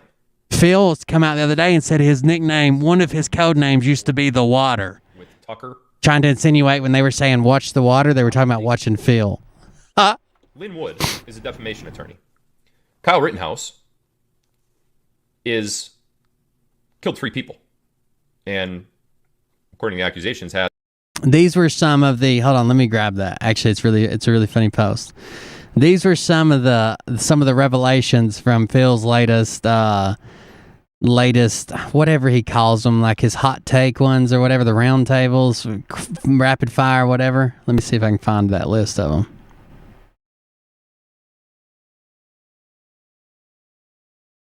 Maybe I'll find it. Oh, here it is. It's a big list, but I'll read them quick. Trump hat on shelves is calm. Trudeau is not in power. Calm. Jack of all trades equals Trump. Phil Godlewski has a different birth name. Klaus Schwab was arrested. Soros was arrested per Phil. Bannon dropped a calm today. per Phil. Signal. Possibly, we are expecting the storm tweet per Phil. Governor Whitmer arrested. Death of the Queen is a marker. There are rumors that the EBS will be around November 21st. Correct? Per Phil. No one knows that. Q has intentionally been wrong. Disinfo is necessary. Phil has seen Looking Glass Tech. Z of China is a white hat. Trump was recently in the Supreme Court. IRS is mostly dissolved and gone. Newsom is dead. JFK Jr. is alive. People have used med beds. Vaccine will stop soon. Property taxes will be much less. Phil has been called the ace of spades. Yes, it's equals Trump. Code name for Phil starts with a 5, it starts with an S, I guess, is what that's supposed to be. Biden is not really assigning the infrastructure bill. Masks go away by 2022. Not much that med beds won't cure. Skinny Pompeo is a body double. You don't know who Snow White is. CCP doesn't exist as they were. Code Monkey is an anon. Ainsley arrested. Whiplash is not an anon. Bankers under Nassara still have jobs. Phil had security assigned to him. There's a base beyond the ice wall. Q phones could be wearable. Nassara wipes out med bills. Only one Supreme Court justice was arrested. Member of Trump's fam was kidnapped. Kidnapped family member now safe. Kidnappers were caught. Kidnapping was recent. No comment on which family member was kidnapped. Silver could reach $1,000 announced by next year. Phil is not his legal name. Podesta arrested. Tucker Carlson is a white hat and will have a role in the next admin. Colin Powell's death was not a marker. 5G plan was taken out. Phil had more than 5 code names. Secret Service has lived next door to Phil. Phil has seen extracted pieces of the firmament above the flat earth, but it regenerates itself. Chemtrails have nothing to do with health. Diana is dead. Phil's short jail time was for his own protection. Lindell's South Carolina case is significant. Medbed machine similar to MRI machine. Phil is in control of more than 3 teams of anons. Lots of silver to produce a medbed. Silver is really worth $3K an ounce, but is being held down through manipulation. Phil's life has been represented by another name. Q phone was seen in a recent video of Phil. Trump is aware of the people losing faith. Don't worry about shedding. Children at the border are safe again. Good and bad in every religion. Tom Hanks is dead. Starlink satellites are real, but they are within the firmament. Mickey Mouse has not been realized yet. Stu Peters stands for what's right. Med beds can slow down aging. Firmament is made of oxygen and ice. Q will post again. Mother Teresa was a child trafficker. Dr. Phil was involved in child trafficking. Pope is dad. Q is not AI or a supercomputer. Phil has been to the DOE. There is living water. Most cardinals arrested or detained. Blago sang for pardon. Bill Gates will lose his farmland in executive order. More than one son is believed to be, per Phil. Are we close to the end? Yes. Apollo missions went to Terra Vista. Phil has been referred to as the water. Damn it, I lost my place. The plan is moving forward. Flynn to be VP per Phil. Canada will be saved. Life insurance will not be necessary as it is now. Nassara forgives all debt, viz. the Fed, including car and home loans, Gin backed by Federal Reserve. Q phone is phone, but not visually like a phone. Replacement of the internet. Yes. Red 3 equals all eyes on me. Phil is diagnosed with epilepsy. Silver mining supply can be depleted. Hannity is a white hat. EO 13848 was renewed by Biden. Phil has personally seen a medbed. Trump's blood type is RH negative. Magnetic North on the way to Siberia. Do not actively protest. White House is in Canada. Dr. Phil has been detained. Yes, South Carolina is one of the starts. Those were all brand new updates from Phil and his latest rapid fire thing. As you know, an illegal weapon in a state that he's not supposed to. Whatever. That's what the accusations were. Why Lynn Wood gets involved in that at that point is he puts out some crazy shit trying to satisfy his fans for quick answers. Defense attorney. And if you just keep up with it, it shows you how absurd it is. Could it be because we needed Rittenhouse to cause some drama amongst the Patriots, cause some infighting amongst the Patriots to show the other side that, they're on the brink of collapse? Oh, we're trying to fool them. We've already won. It's already been done. There's no changing it. There's no going back. It's already settled. But we also need to make them think that we're fighting amongst each other. well, one of the points that I made, not my question, but one of the topics of conversation that after all of this was talked about over this 3+ hour phone call, or whatever it was, if we are in control, if Donald Trump devolved the government, right, and we are in a state of devolution, if Joe Biden is not really Joe Biden and he's some other guy and he's not really president and he's not really living at the White House and all this stuff, right? Who are we tricking? If we have them all taken out, right? If the deep state's gone and they're not in control, then I have two questions. Number one, what the hell are we waiting for? Why don't we just go? Let's go.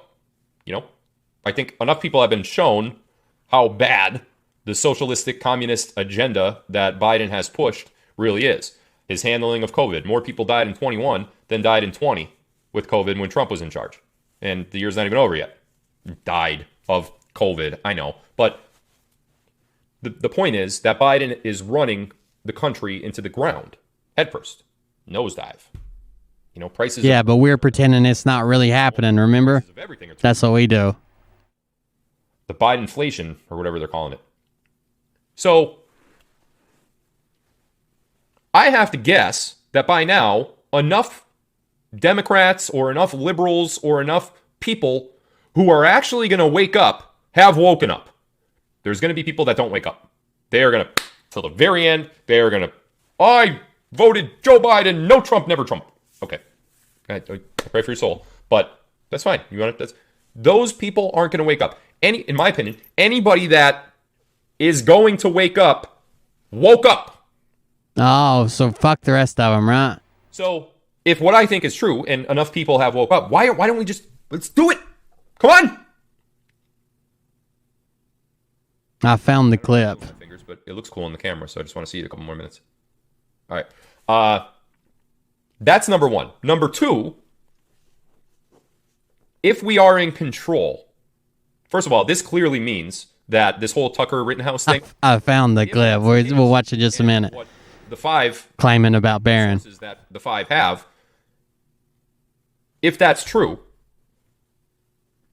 then the Rittenhouse Tucker interview means that we have control of the media. And that's there you go.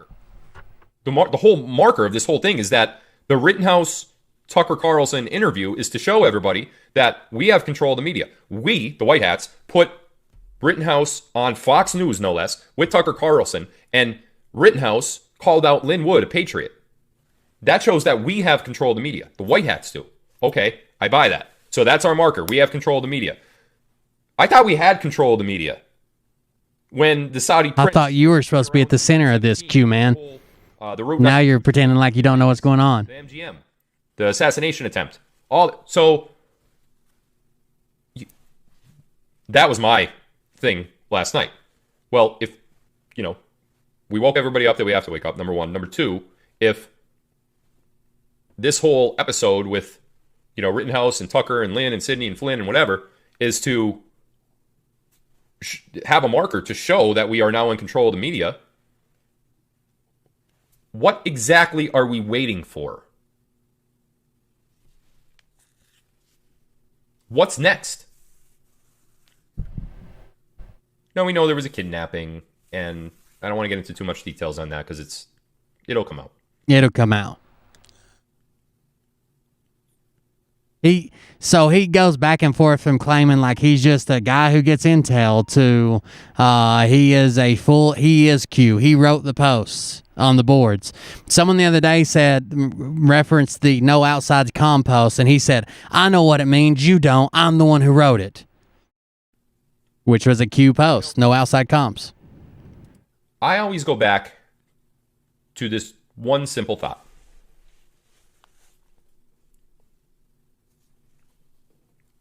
First, you have to ask yourself a question. Do you think there was election fraud? Okay?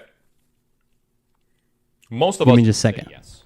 But irregardless of your personal opinion on if there was election fraud or if there wasn't election fraud, you have to ask yourself, if you believe that there was, why do you believe that there was?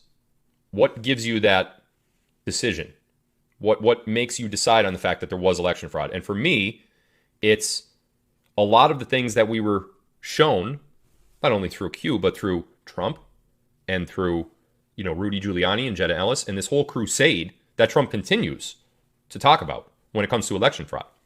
So if you think there was election fraud and then you answer yourself the question of why do you think that? And the answer is because of the things that you were shown and you heard from Trump and his campaign in regards to election fraud. Night one, he started talking about it. He was talking about it before the election even happened, right? The mail-in ballots and everything. So if you believe that there was election fraud and you got that basis of belief from Donald Trump, because I did, as well as Q, but I truly believe there was election fraud. Now, if that's your belief, and you do believe there was election fraud,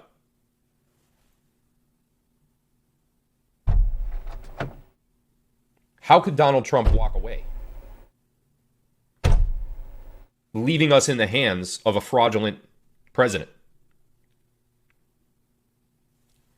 If he knew there was election fraud, and I'm back. Therefore has the power to stop everything. He doesn't have to wait on Pence. He doesn't have to wait on electors. He doesn't have to wait on lawsuits. He doesn't have to wait on Jack. You know what?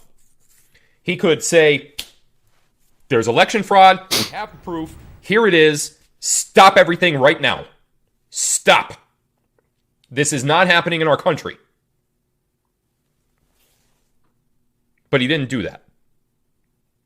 He instead chose to tell us, I'm talking about Trump now, chose to tell us that there was election fraud, and he continues to tell us that there was election fraud, right? Yet, he left office and left Americans under a fraudulent regime. And, by the way, the person who's the head of the fraudulent regime, Joe Biden, Who's that? According to the same Donald Trump, is also in bed with China. Yeah, Lynn Wood's now sharing shit saying that Mike Flynn set up Donald Trump. I can't do it how he does. No one could. I just saw it. So Donald Trump tells us that Joe Biden is in bed with China and Hunter Biden this, and he took $1 billion, blah, blah, blah, whatever, right? And then that same guy that he's telling us is China Joe fraudulently wins the presidency and Trump leaves?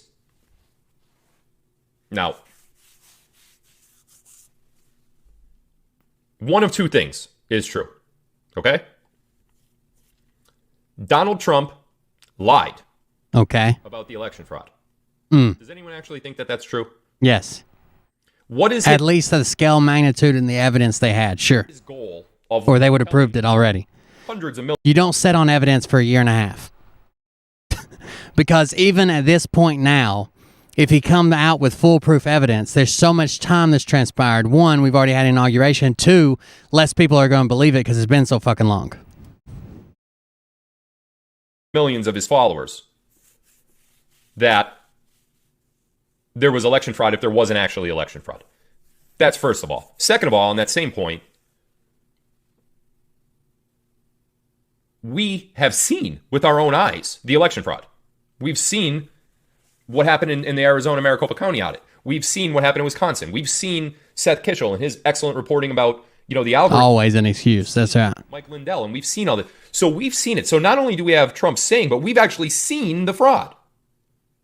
So it's not about convincing you about anything. It's about convincing a court, and no one did. I don't think it's a big lie, like the fake news tell you. I don't think that at all.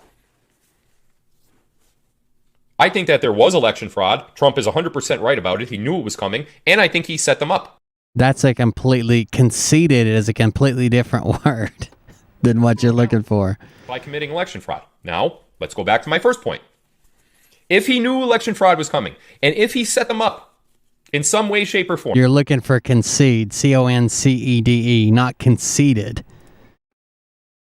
Like you're a conceited person. We're playing stupid here, so play with me. If he set them up, and we know he set them up, but if he set them up in some way, shape, or form, right? And then he caught them doing exactly. You might see changes come from these audits in 10 years from now when they improve something and say, oh, it was because this or because that. Because if he caught them, and the reports are true about Frankfurt, Germany, and Skeidel, and by the way, why aren't we talking about Dominion anymore? Seidel, Frankfurt, Germany, that shit's a fucking Why aren't never-meaning rabbit hole. Dominion was like the top of every conversation when it came to election fraud, and then just suddenly, poof. The word Dominion hasn't been mouthed by hardly any truthers or hardly any of the Trump campaign in months. Does something not pass the smell test here? Why would he leave office and accept those election results? Now, forget about all the proof that we have against January 6th and what actually happened there. Forget about, all of the Durham report and everything else. Forget about all that. Let's just focus on, there was election fraud. He set them up. He thought there was going to be election fraud. He made EOs dating back all the way to 2018 about election fraud, set them up. They walked into a trap, sprung the trap, caught them in the trap. And then he didn't execute anything? Does that make sense to you guys? Does that pass the smell test? Because to me, it certainly does not pass the smell test. There's no way. The whole point of tonight's live was to show you two things. Number one, for some reason, which is currently unknown to me, and I'm going to find it out. Trust me. But for some reason, we are continuing his faux hawk. It's funny, he just has this tuft of hair and he's fucking balding and he fucking puts it up in a faux hawk. Of markers. It's crazy. And infighting. Way to make your receding hairline stand out even worse. Amongst the patriots and disinformation being spread for some reason. Why? He could have stopped this. Are you going to tell us why? Because I'm getting kind of impatient. I don't know what that thing is. I would love to know. For a while, we were thinking it was NESARA.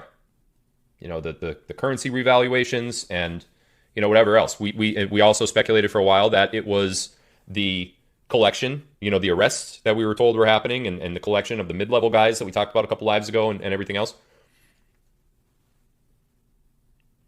We were told well over a month ago, almost 2 months ago now, that NESARA is... What's up, Thor Spear? We see signs of NESARA ready to go. We see the U.S. Treasury taking over. We see, currency exchanges not happening anymore in a lot of banks with different countries. They won't take it. We hear the reporting about the revalued dinar and the dong and the zim and all this stuff. We hear all of that. Yeah, but it's not happening. I want you to do one thing. Write this down. Write it down. Write it down on a little piece of paper real quick. Put it in your wallet. Put it on your refrigerator. Put it on your nightstand. Whatever. Write this down.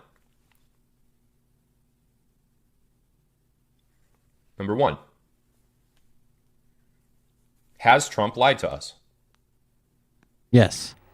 Every politician you've ever seen on TV's lied to you. But if he has, we're screwed. Right?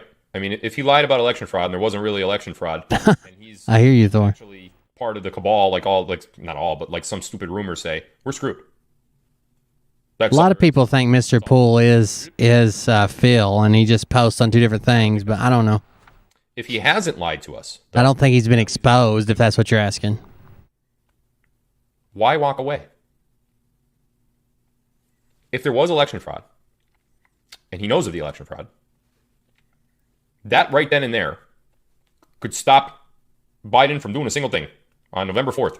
Stop. Right. If he had the evidence, if he had the case, if it was foolproof, we wouldn't be sitting here a year later saying, I hope he shows up with that evidence soon. Right there. Or at least November 2020. So ask yourself, is Trump lying? If no, he's not, which I don't believe he is. But if he's not lying, why walk away? Why allow the country to be overtaken? Again, it doesn't pass the smell test. So if you're on the brink of your seat, getting agitated and getting frustrated and getting emotional. Listen to this. To help out Patrick Byrne and the America Project. Good. So we'll be, it's a good, hopefully it's a good event. Supposedly it's some some folks who have been very, supportive, and these guys have set this thing up. So, anywho, so what's happening these days? I mean, where are you at with? Because I know where I'm at with Vernon. I mean, he and I have been back and forth, and I've had him, just so you know, I've had him remove me from all of his websites and stuff like that. I haven't pulled my endorsement yet, but because I'm still, wanting to get a little bit more information. I mean, I know that he definitely, in DeKalb County, he definitely got himself into trouble. There's no doubt about that. No doubt about that. The thing that really bugs me, I guess, is the rape charge. When people say rape, because rape is such a strong word, and that's where I just, I kind of, I'm not near that line, and I can't go over that line with people when they make those claims, And there's a lot of people on the internet that say that, But I don't know. What do you know? Well, I only know that I watched the lady that Stu Peters interviewed, and it's my understanding she was one of the assistant district attorneys in the sex crimes department at DeKalb County, and she interviewed the victim. So, number one, I believe that anybody is capable of sinning, and you can be, if you find Jesus, you can be forgiven of your sins. So I don't hold anyone's past against them, but I don't ignore it, and I don't feel like Vernon Jones, candidly. This is Flynn and Lynn. I don't think he knows Jesus. So I don't know. I watched him on that. I sent you that video where he made some comments that were suggestive to those young ladies that are reporters. I've heard other people say on the campaign trail in recent weeks that he does things like hit on women, and so I'm looking at Vernon Jones and I'm thinking, well, is this guy come to grips with his past, or is he just doing the same thing? But it's not. I'm going to be candid with you, General. We met by Twitter, and then we became obviously allies in the fight for freedom and the fraudulent election. Had you here at my house.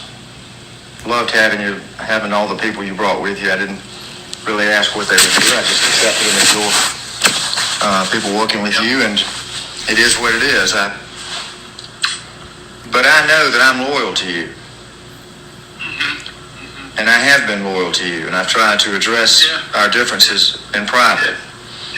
Because I'd like to think we're more alike than we are different. But we're different. I mean, everybody's different. But I wrote you and told you what Vernon Jones said about me publicly. When all I did was ask him about his finances, and he responded by saying that I was un-American, had made my money illegally, and that I was a racist. Well, all of those are false. There's not one shred of evidence to support it, which I would think you would understand when you want so much evidence about Vernon, but there was none about me. I don't know, I mean, that Lynn, he should have never done that. And I honestly, you may have sent that to me. I don't remember getting it, but that doesn't matter. Honestly, because I get the stuff. Yeah. But the fact that he said it is not right. It's wrong. Well, it's absolutely wrong. Nobody believes. Have you challenged him on that? Did you challenge him? Did you say, hey, you can't say this? Well, he put it on Candace Taylor's Telegram page, and I did comment on it. And I sent it to you and said that if somebody had called you un-American and a racist, I'd whip their ass. I certainly wouldn't endorse them for high office. Yeah. So, but that's between you and me, and it just struck me that, it bothered me because you were being loyal to, you were showing an extraordinary amount of loyalty to Vernon Jones and disloyal. I'm loyal to you, and I always say good things about you. So the fact that you're telling me, I'm going to call him up and tell him. Well, if you go back and just one more thing that he just. If you go back and it's that kind of stuff, If you go back and look at the. I mean, honestly, do you know how many times, Flynn probably gets messages and emails and this and that? He might have overlooked that. Or he might have just been like, it's fucking Lynn again, but I'm already kind of in with this guy. Who knows? But I think this still plays to Lynn Wood's paranoia. The signal text, you'll see where I wrote. I can't believe he records every fucking phone call he's on. That's paranoia there. For sure. But I know you're busy, and I get a lot of stuff, and I miss it too, but I never can miss anything from you. Yeah. The, part of the other reason why I'm calling is because Doug got a hold of me and just said, hey, I want to make sure that, you know, that you guys, you and Lynn are okay. I said, I think we're okay. Because he just felt, he really wanted you to come to one of these events, because you inspire people, and that's a good thing. So, what I want to make sure is that you're not going to do Flynn endorsed Vernon Jones. Because how this all started. me or something like that. I don't want that to be the case. well, it's not specific to you at all, General. I have watched and discerned over the past months that there are a lot of people that are involved in the Patriot movement, and to me it's a movement where you sacrifice for your country. I know I have. I haven't made a dime in a year and 6 months practicing law, and I've gone through what liquid money I had, and I got a lot of land, but that's I can't go take it to the grocery store and give them a handful of dirt. So I'm not struggling, but I'm cognizant of the need to be a good steward. So Doug's event, there was one with Debbie Williams. I spoke. Doug Billings, I think. I can't fly commercial, and I can't afford right now to ask Fight Back because we don't raise that much money. And I've got legal battles that I'm fighting, not for my law license, but for other people, because I don't care about mine. I want to retire. And General, I'm not into this idea of people being paid to speak. Now, don't get me wrong. Everybody's entitled to be compensated for their time. But I know some of the money that's been flying around. And I will tell you, but each of us also has a different place in life too. Don't forget that. Well, no. This shit, I don't have any problems with it. I don't have any problems with it at all. People, especially if somebody offers it and it's reasonable, but I don't not do something because of that reason. Sure. I'll still do it. And I know you went through. If they can't do it. I know you went through a tough time. But I'm in a different place in life. I know you went through a tough time with fake false charges against you. I know you've had to work your way out of that. But I also saw where you got $1 million in 2016 being on the board of directors of Pegasus, and I'm not a fan of Pegasus. I never got that. There's a listing that someone sent around a document. For sure, absolutely. People have been trying. This is where I think General Flynn is fucking lying through his goddamn teeth.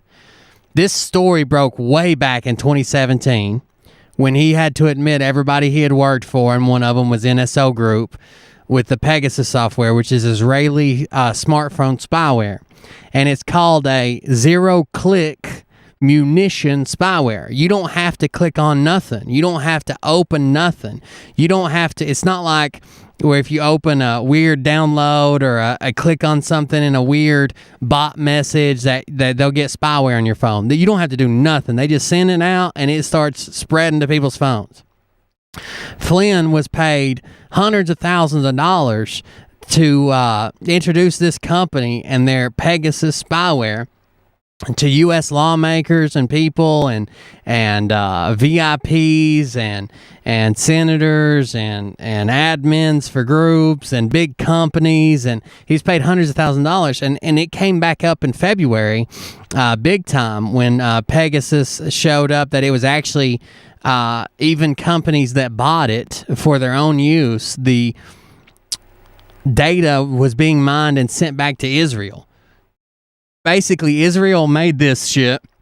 They only sold it to foreign governments. You had to be a government. You had to qualify. You had to do this to get it. You can't just buy it off the street.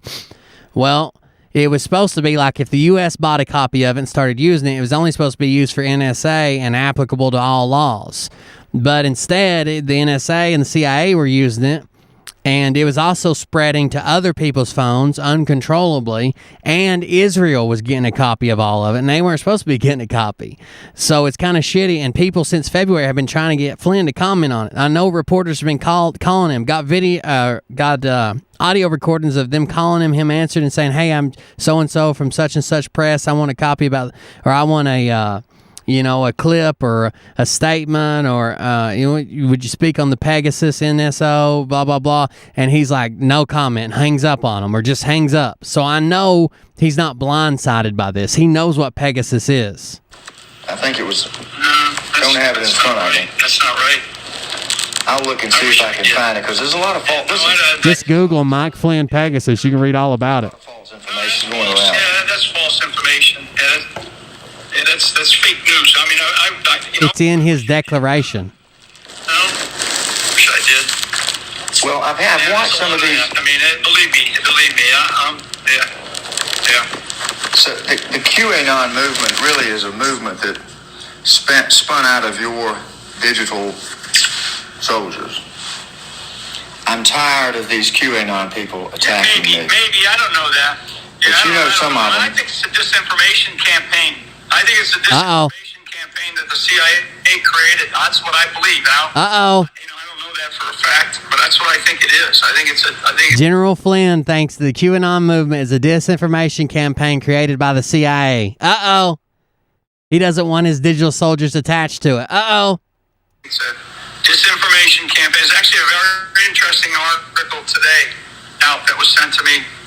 I'll send it to you about how the QAnon movement has failed and all that. But I find it total nonsense, and I think it's a disinformation campaign. Oh shit! By the left, and the types of people that can create something like that are the kinds of people that we train for certain with certain Oh shit! in the CIA. I'm aware that the CIA does I wouldn't be surprised if that's what it was. Yeah, I'm aware the CIA does programs where they'll give you 75% of the truth and then wrap it in a package that makes you look crazy to demean the truth they gave you. And I've always assumed that Q, as it originally started, may have been a white hat operation that got, in effect, kidnapped by the black hats, or is either a black hat or a white hat. I don't know. I don't care. What Q stood for initially, I've always believed, one, there were Q drops. I never really understood them, didn't look at them. But I understood what Q stood for. And one of the things that I feel like I'm trying to do here for myself, in terms of my faith, I believe the only issue that's before this country right now that's of primary importance is to investigate the communist effort to steal our presidency. That's what I am.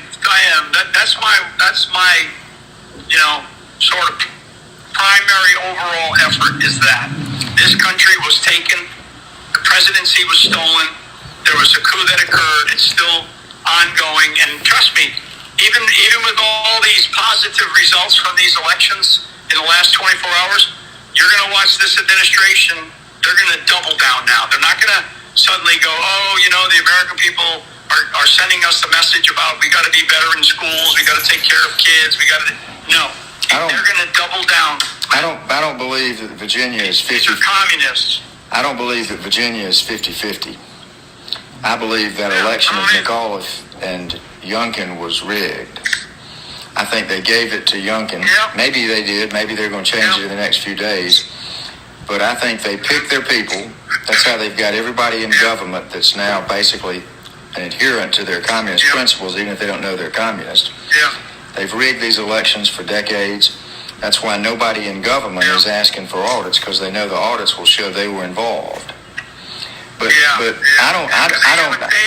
announced the results of Fairfax County yet. I don't see any wave. They haven't announced them yet, and they're withholding that information. I don't see any wave from what was done yesterday. But that's just a difference of viewpoint. I think the second most important issue in this country, as much as we'd like to talk about COVID and the vaccines, which are deadly, people take those by choice. I think the second most important issue in this country is child sex trafficking. Those children don't have a choice. I mean, it really is. Yep. So I'm kind of looking. Really bad too. So I'm kind of looking at the times I go, I don't charge travel, I don't charge security, I don't charge fees. Yeah. But I try to pick my battles carefully where I can go to focus on those two issues as well as the other issues that are before us. But we can't fix any issue until we fix 2020. If we fix 2020, I think we can fix everything. If we don't fix 2020, we can't fix anything. And maybe, I think in the meantime we've got to fight the battles in front of us. I can't believe he records all this. Some of those battles are still to continue to prove, because like This is on Lynn Wood's Telegram. He just released it. everybody keeps telling me, well, there's no court that's done this, and all of the documentaries, everything that's been put forward. You still have a lot of people out there that still don't believe it because some judge hasn't said it, and people are waiting for that instead of doing That's how it works. their own research. But I agree. Well, I've got a case. Look, everybody in America could do their own research and everybody come to the same conclusion. And it still doesn't fucking matter unless some judge ruled on it. Not only ruled on it, but ruled on it before the inauguration. The country was stolen. I got a case sitting in the 11th Circuit waiting for a ruling on en banc review that will go back to the Supreme Court that is dead on the money on the states legislators not approving the changes. When that gets there to the Supreme Court, whether they'll hear it or not the second time around, I don't know. But I've been fighting it legally.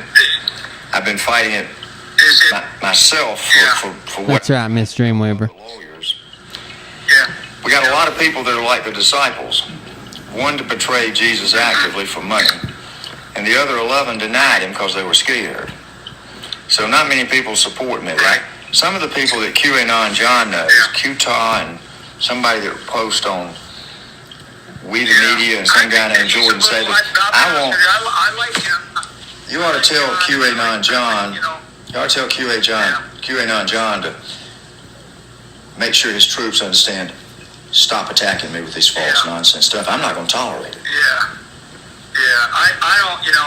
I like him just because I met him as a person, but I think his views, and I've told him this, that his views about all that stuff are wacky. You can't get into there's no truth to any of that. It's all disinformation. He thinks QAnon John's Q views are wacky. And it's set up to make people All disinformation. fools. That's really what that whole thing is. I try to look for this. I try to look. Job with it. Well, but if it's a CIA disinformation or if it's a white hat that got kidnapped, there's truth in it. So I try to look at it regardless of who's doing it to find the truth in it, and there's truth in it, General. You still there? I'm still here. There's truth in it, I believe. So I just have to figure out what's truthful or not. I think the nonsense about people being alive, oh, that's nonsense. I mean, heck, I hope they are. It's up to God to know that. Yeah. But I look at some of the facts, and I go, well, these facts are facts. I don't look at what it says opinion-wise. Let me just finish, because You're going to lose service. I'm going to walk into a thing here in about two minutes. I will tell you one thing from between you and I. You always have my loyalty, and to me, as people ask me about you, it's always very, very positive, very strong, very very generous. I mean, because I just have just absolute respect for everything that you continue to fight for. I would only ask you to just make sure that you, on stuff like this stuff with this Pegasus thing, that's. I only told you about that. I wish I did. I only told you about it because I saw it, and I didn't say a word and wouldn't say a word without talking to you about it. There's a lot of stuff out there about Q and me, and there's every article that somebody writes about Q, they always put my name in there, even though Oh, cut off. Did I lose you? That's where the messages come from afterwards, where he says lost communications.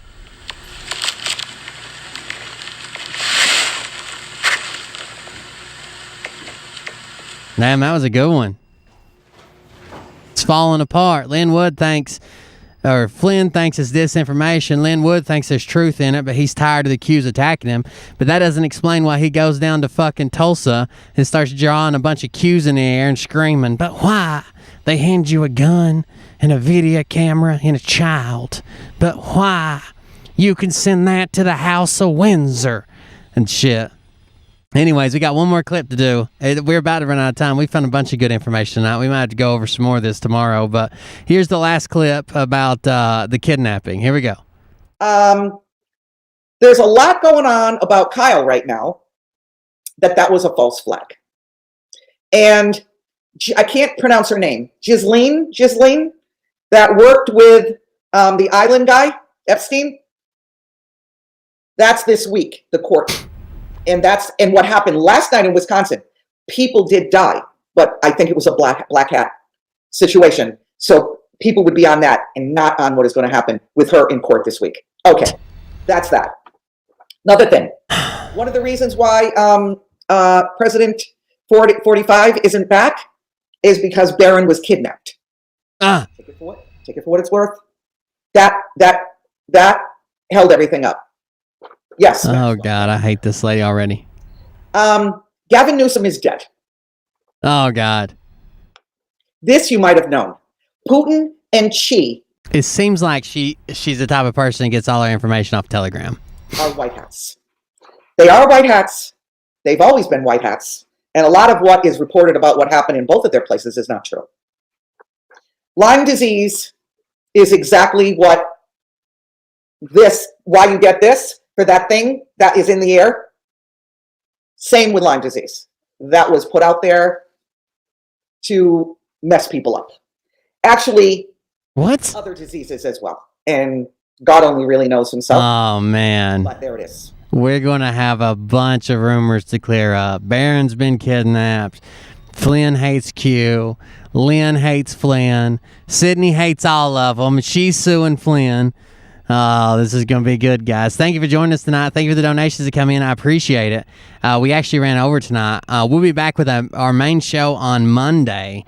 On Monday, it'll be on the backup channel. Don't forget that. Right now, we're on the main channel. I've been letting this channel cool down a little bit because it's getting reported a lot by people who don't like hearing the truth. So right now you're watching on Cold Beer Confessional. If you haven't seen me in a while, I've been doing all my shows. I start them on both channels. Then about 5 minutes in, I switch to the backup channel, Cold Beer Condemned. YouTube.com/Cold Beer Condemned. Or you can always go to the website coldbeer.live and it'll forward you to whatever website I'm live on at the time. Right now it's pointing at my backup channel because that's where we've been broadcasting. I'm on Facebook, YouTube, and Odyssey. And then we broadcast Monday, Wednesday, Saturday for a main show. And on Friday night, we have game night, and that'll be starting back up this week now that the holidays, or at least Thanksgiving's over. And that is, the game channel is Cold Beer Creations. They all start with cold beer. Just find all the channels that start with cold beer that have a red circle with my name in it, and that's you're looking for me. Subscribe to all of them, guys. Thank you for joining us tonight. I appreciate it. I'll play some music on the way out. We ran a little bit over. We got some stuff to go over, so that'll be good. I'll play a little bit of Brad on the way out. But thank you guys for joining us. I appreciate it. Taking time to hang out with me. Thank you for the donations. Thank you for being here tonight. We'll be back on Monday, and we'll start our membership shows probably over the next couple of weeks. Thank you for joining us, and we'll see you guys on the next one. Everybody have a good night.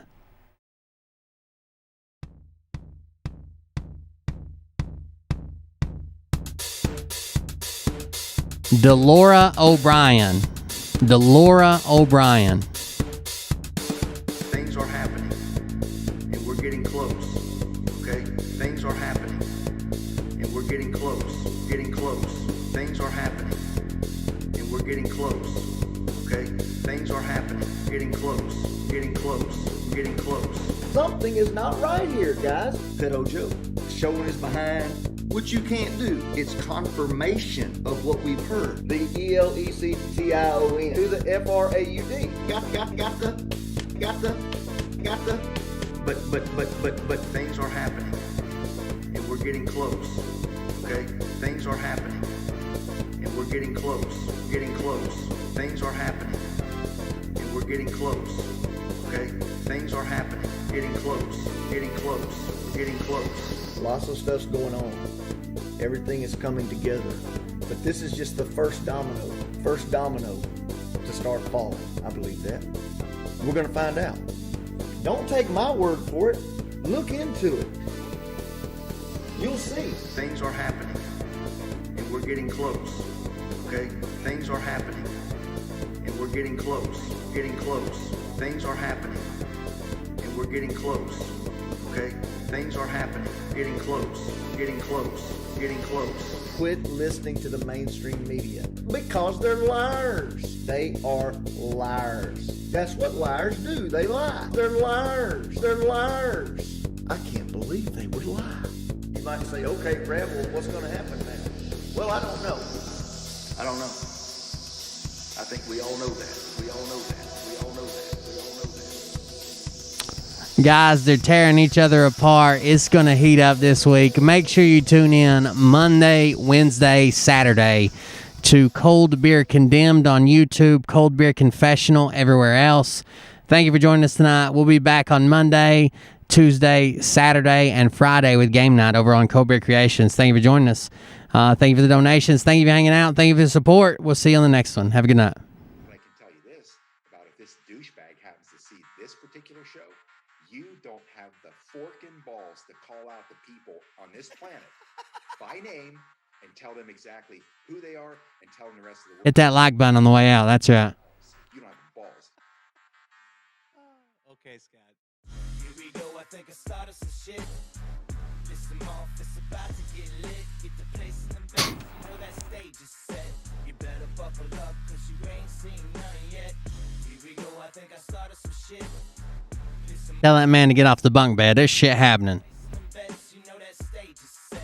You better buckle up, cause you ain't seen none yet. And they say that I'm a lunatic. Well, listen, bitch, I came equipped with a quick wit and a 6-inch. Thank you for those who watch over on Support Odyssey, too. I like Odyssey as a platform a lot. I might start using it more often and maybe do some exclusives over there. If you've never tried it, try it out. Odyssey.com. It's a library. It's based on crypto, and they don't ban anything as long as you're not illegal. Same as Rumble. All our videos are on Rumble now.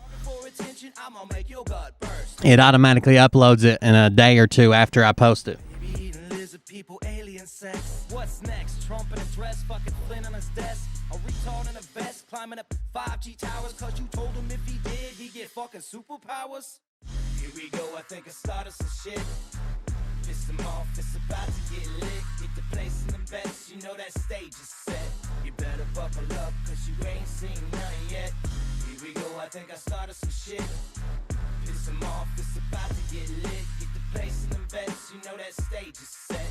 You better buckle up, cause you ain't seen none yet. I used to find clues too when I was high on shrooms. I found myself a tunnel that led to Jason Q's bedroom.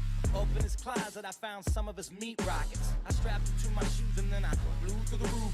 I found myself in orbit strapped to an F-16. High on amphetamine, with Trump in between. Put on a light coat of baby oil and saluted the troops. He tapped me on the shoulder and said, "This is gonna be it." Whoa, wait. Stop. What? I'll get my files. Wait, what are you doing? Stop. Hold on. Fucking stop. Dude, come on. Seriously. My mom's an alcoholic. Give me a... Oh, my God. Damn it. Here we go. I think I started some shit. Piss them off. It's about to get lit. Get the place in the best. You know that stage is set. You better buckle up, cause you ain't seen none yet. Here we go. I think I started some shit. Piss them off. It's about to get lit. Get the place in the best. You know that stage is set. You better buckle up, cause you ain't seen none yet. Round 3. Down goes Nino. Please say it isn't so. Got him backed up on the ropes.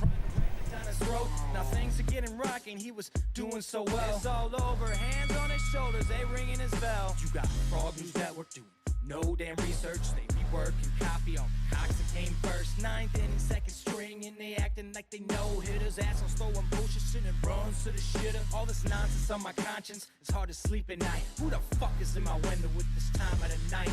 These parasites, these leeches, with all their secret meetings, teaching all you fucking cretins about baby-eating heathens. Believing in reason with no meaning is bullshit. Will Bird motherfuckers out here busting the grifts. Here we go, I think I started some shit. Piss them off, it's about to get lit. Get the place in the best, you know that stage is set. You better buckle up, cause you ain't seen none yet. Here we go, I think I started some shit. Piss them off, it's about to get lit. Get the place in the best, you know that stage is set. You better buckle Buckle up, cause you ain't seen none yet. You don't have those guts because you're a pussy. You're a pussy wearing aviator glasses in your mother's basement, and I won't even give out your dime store handle because that's really pathetic. All right, guys. Everybody have a good night. We'll see you on the next one.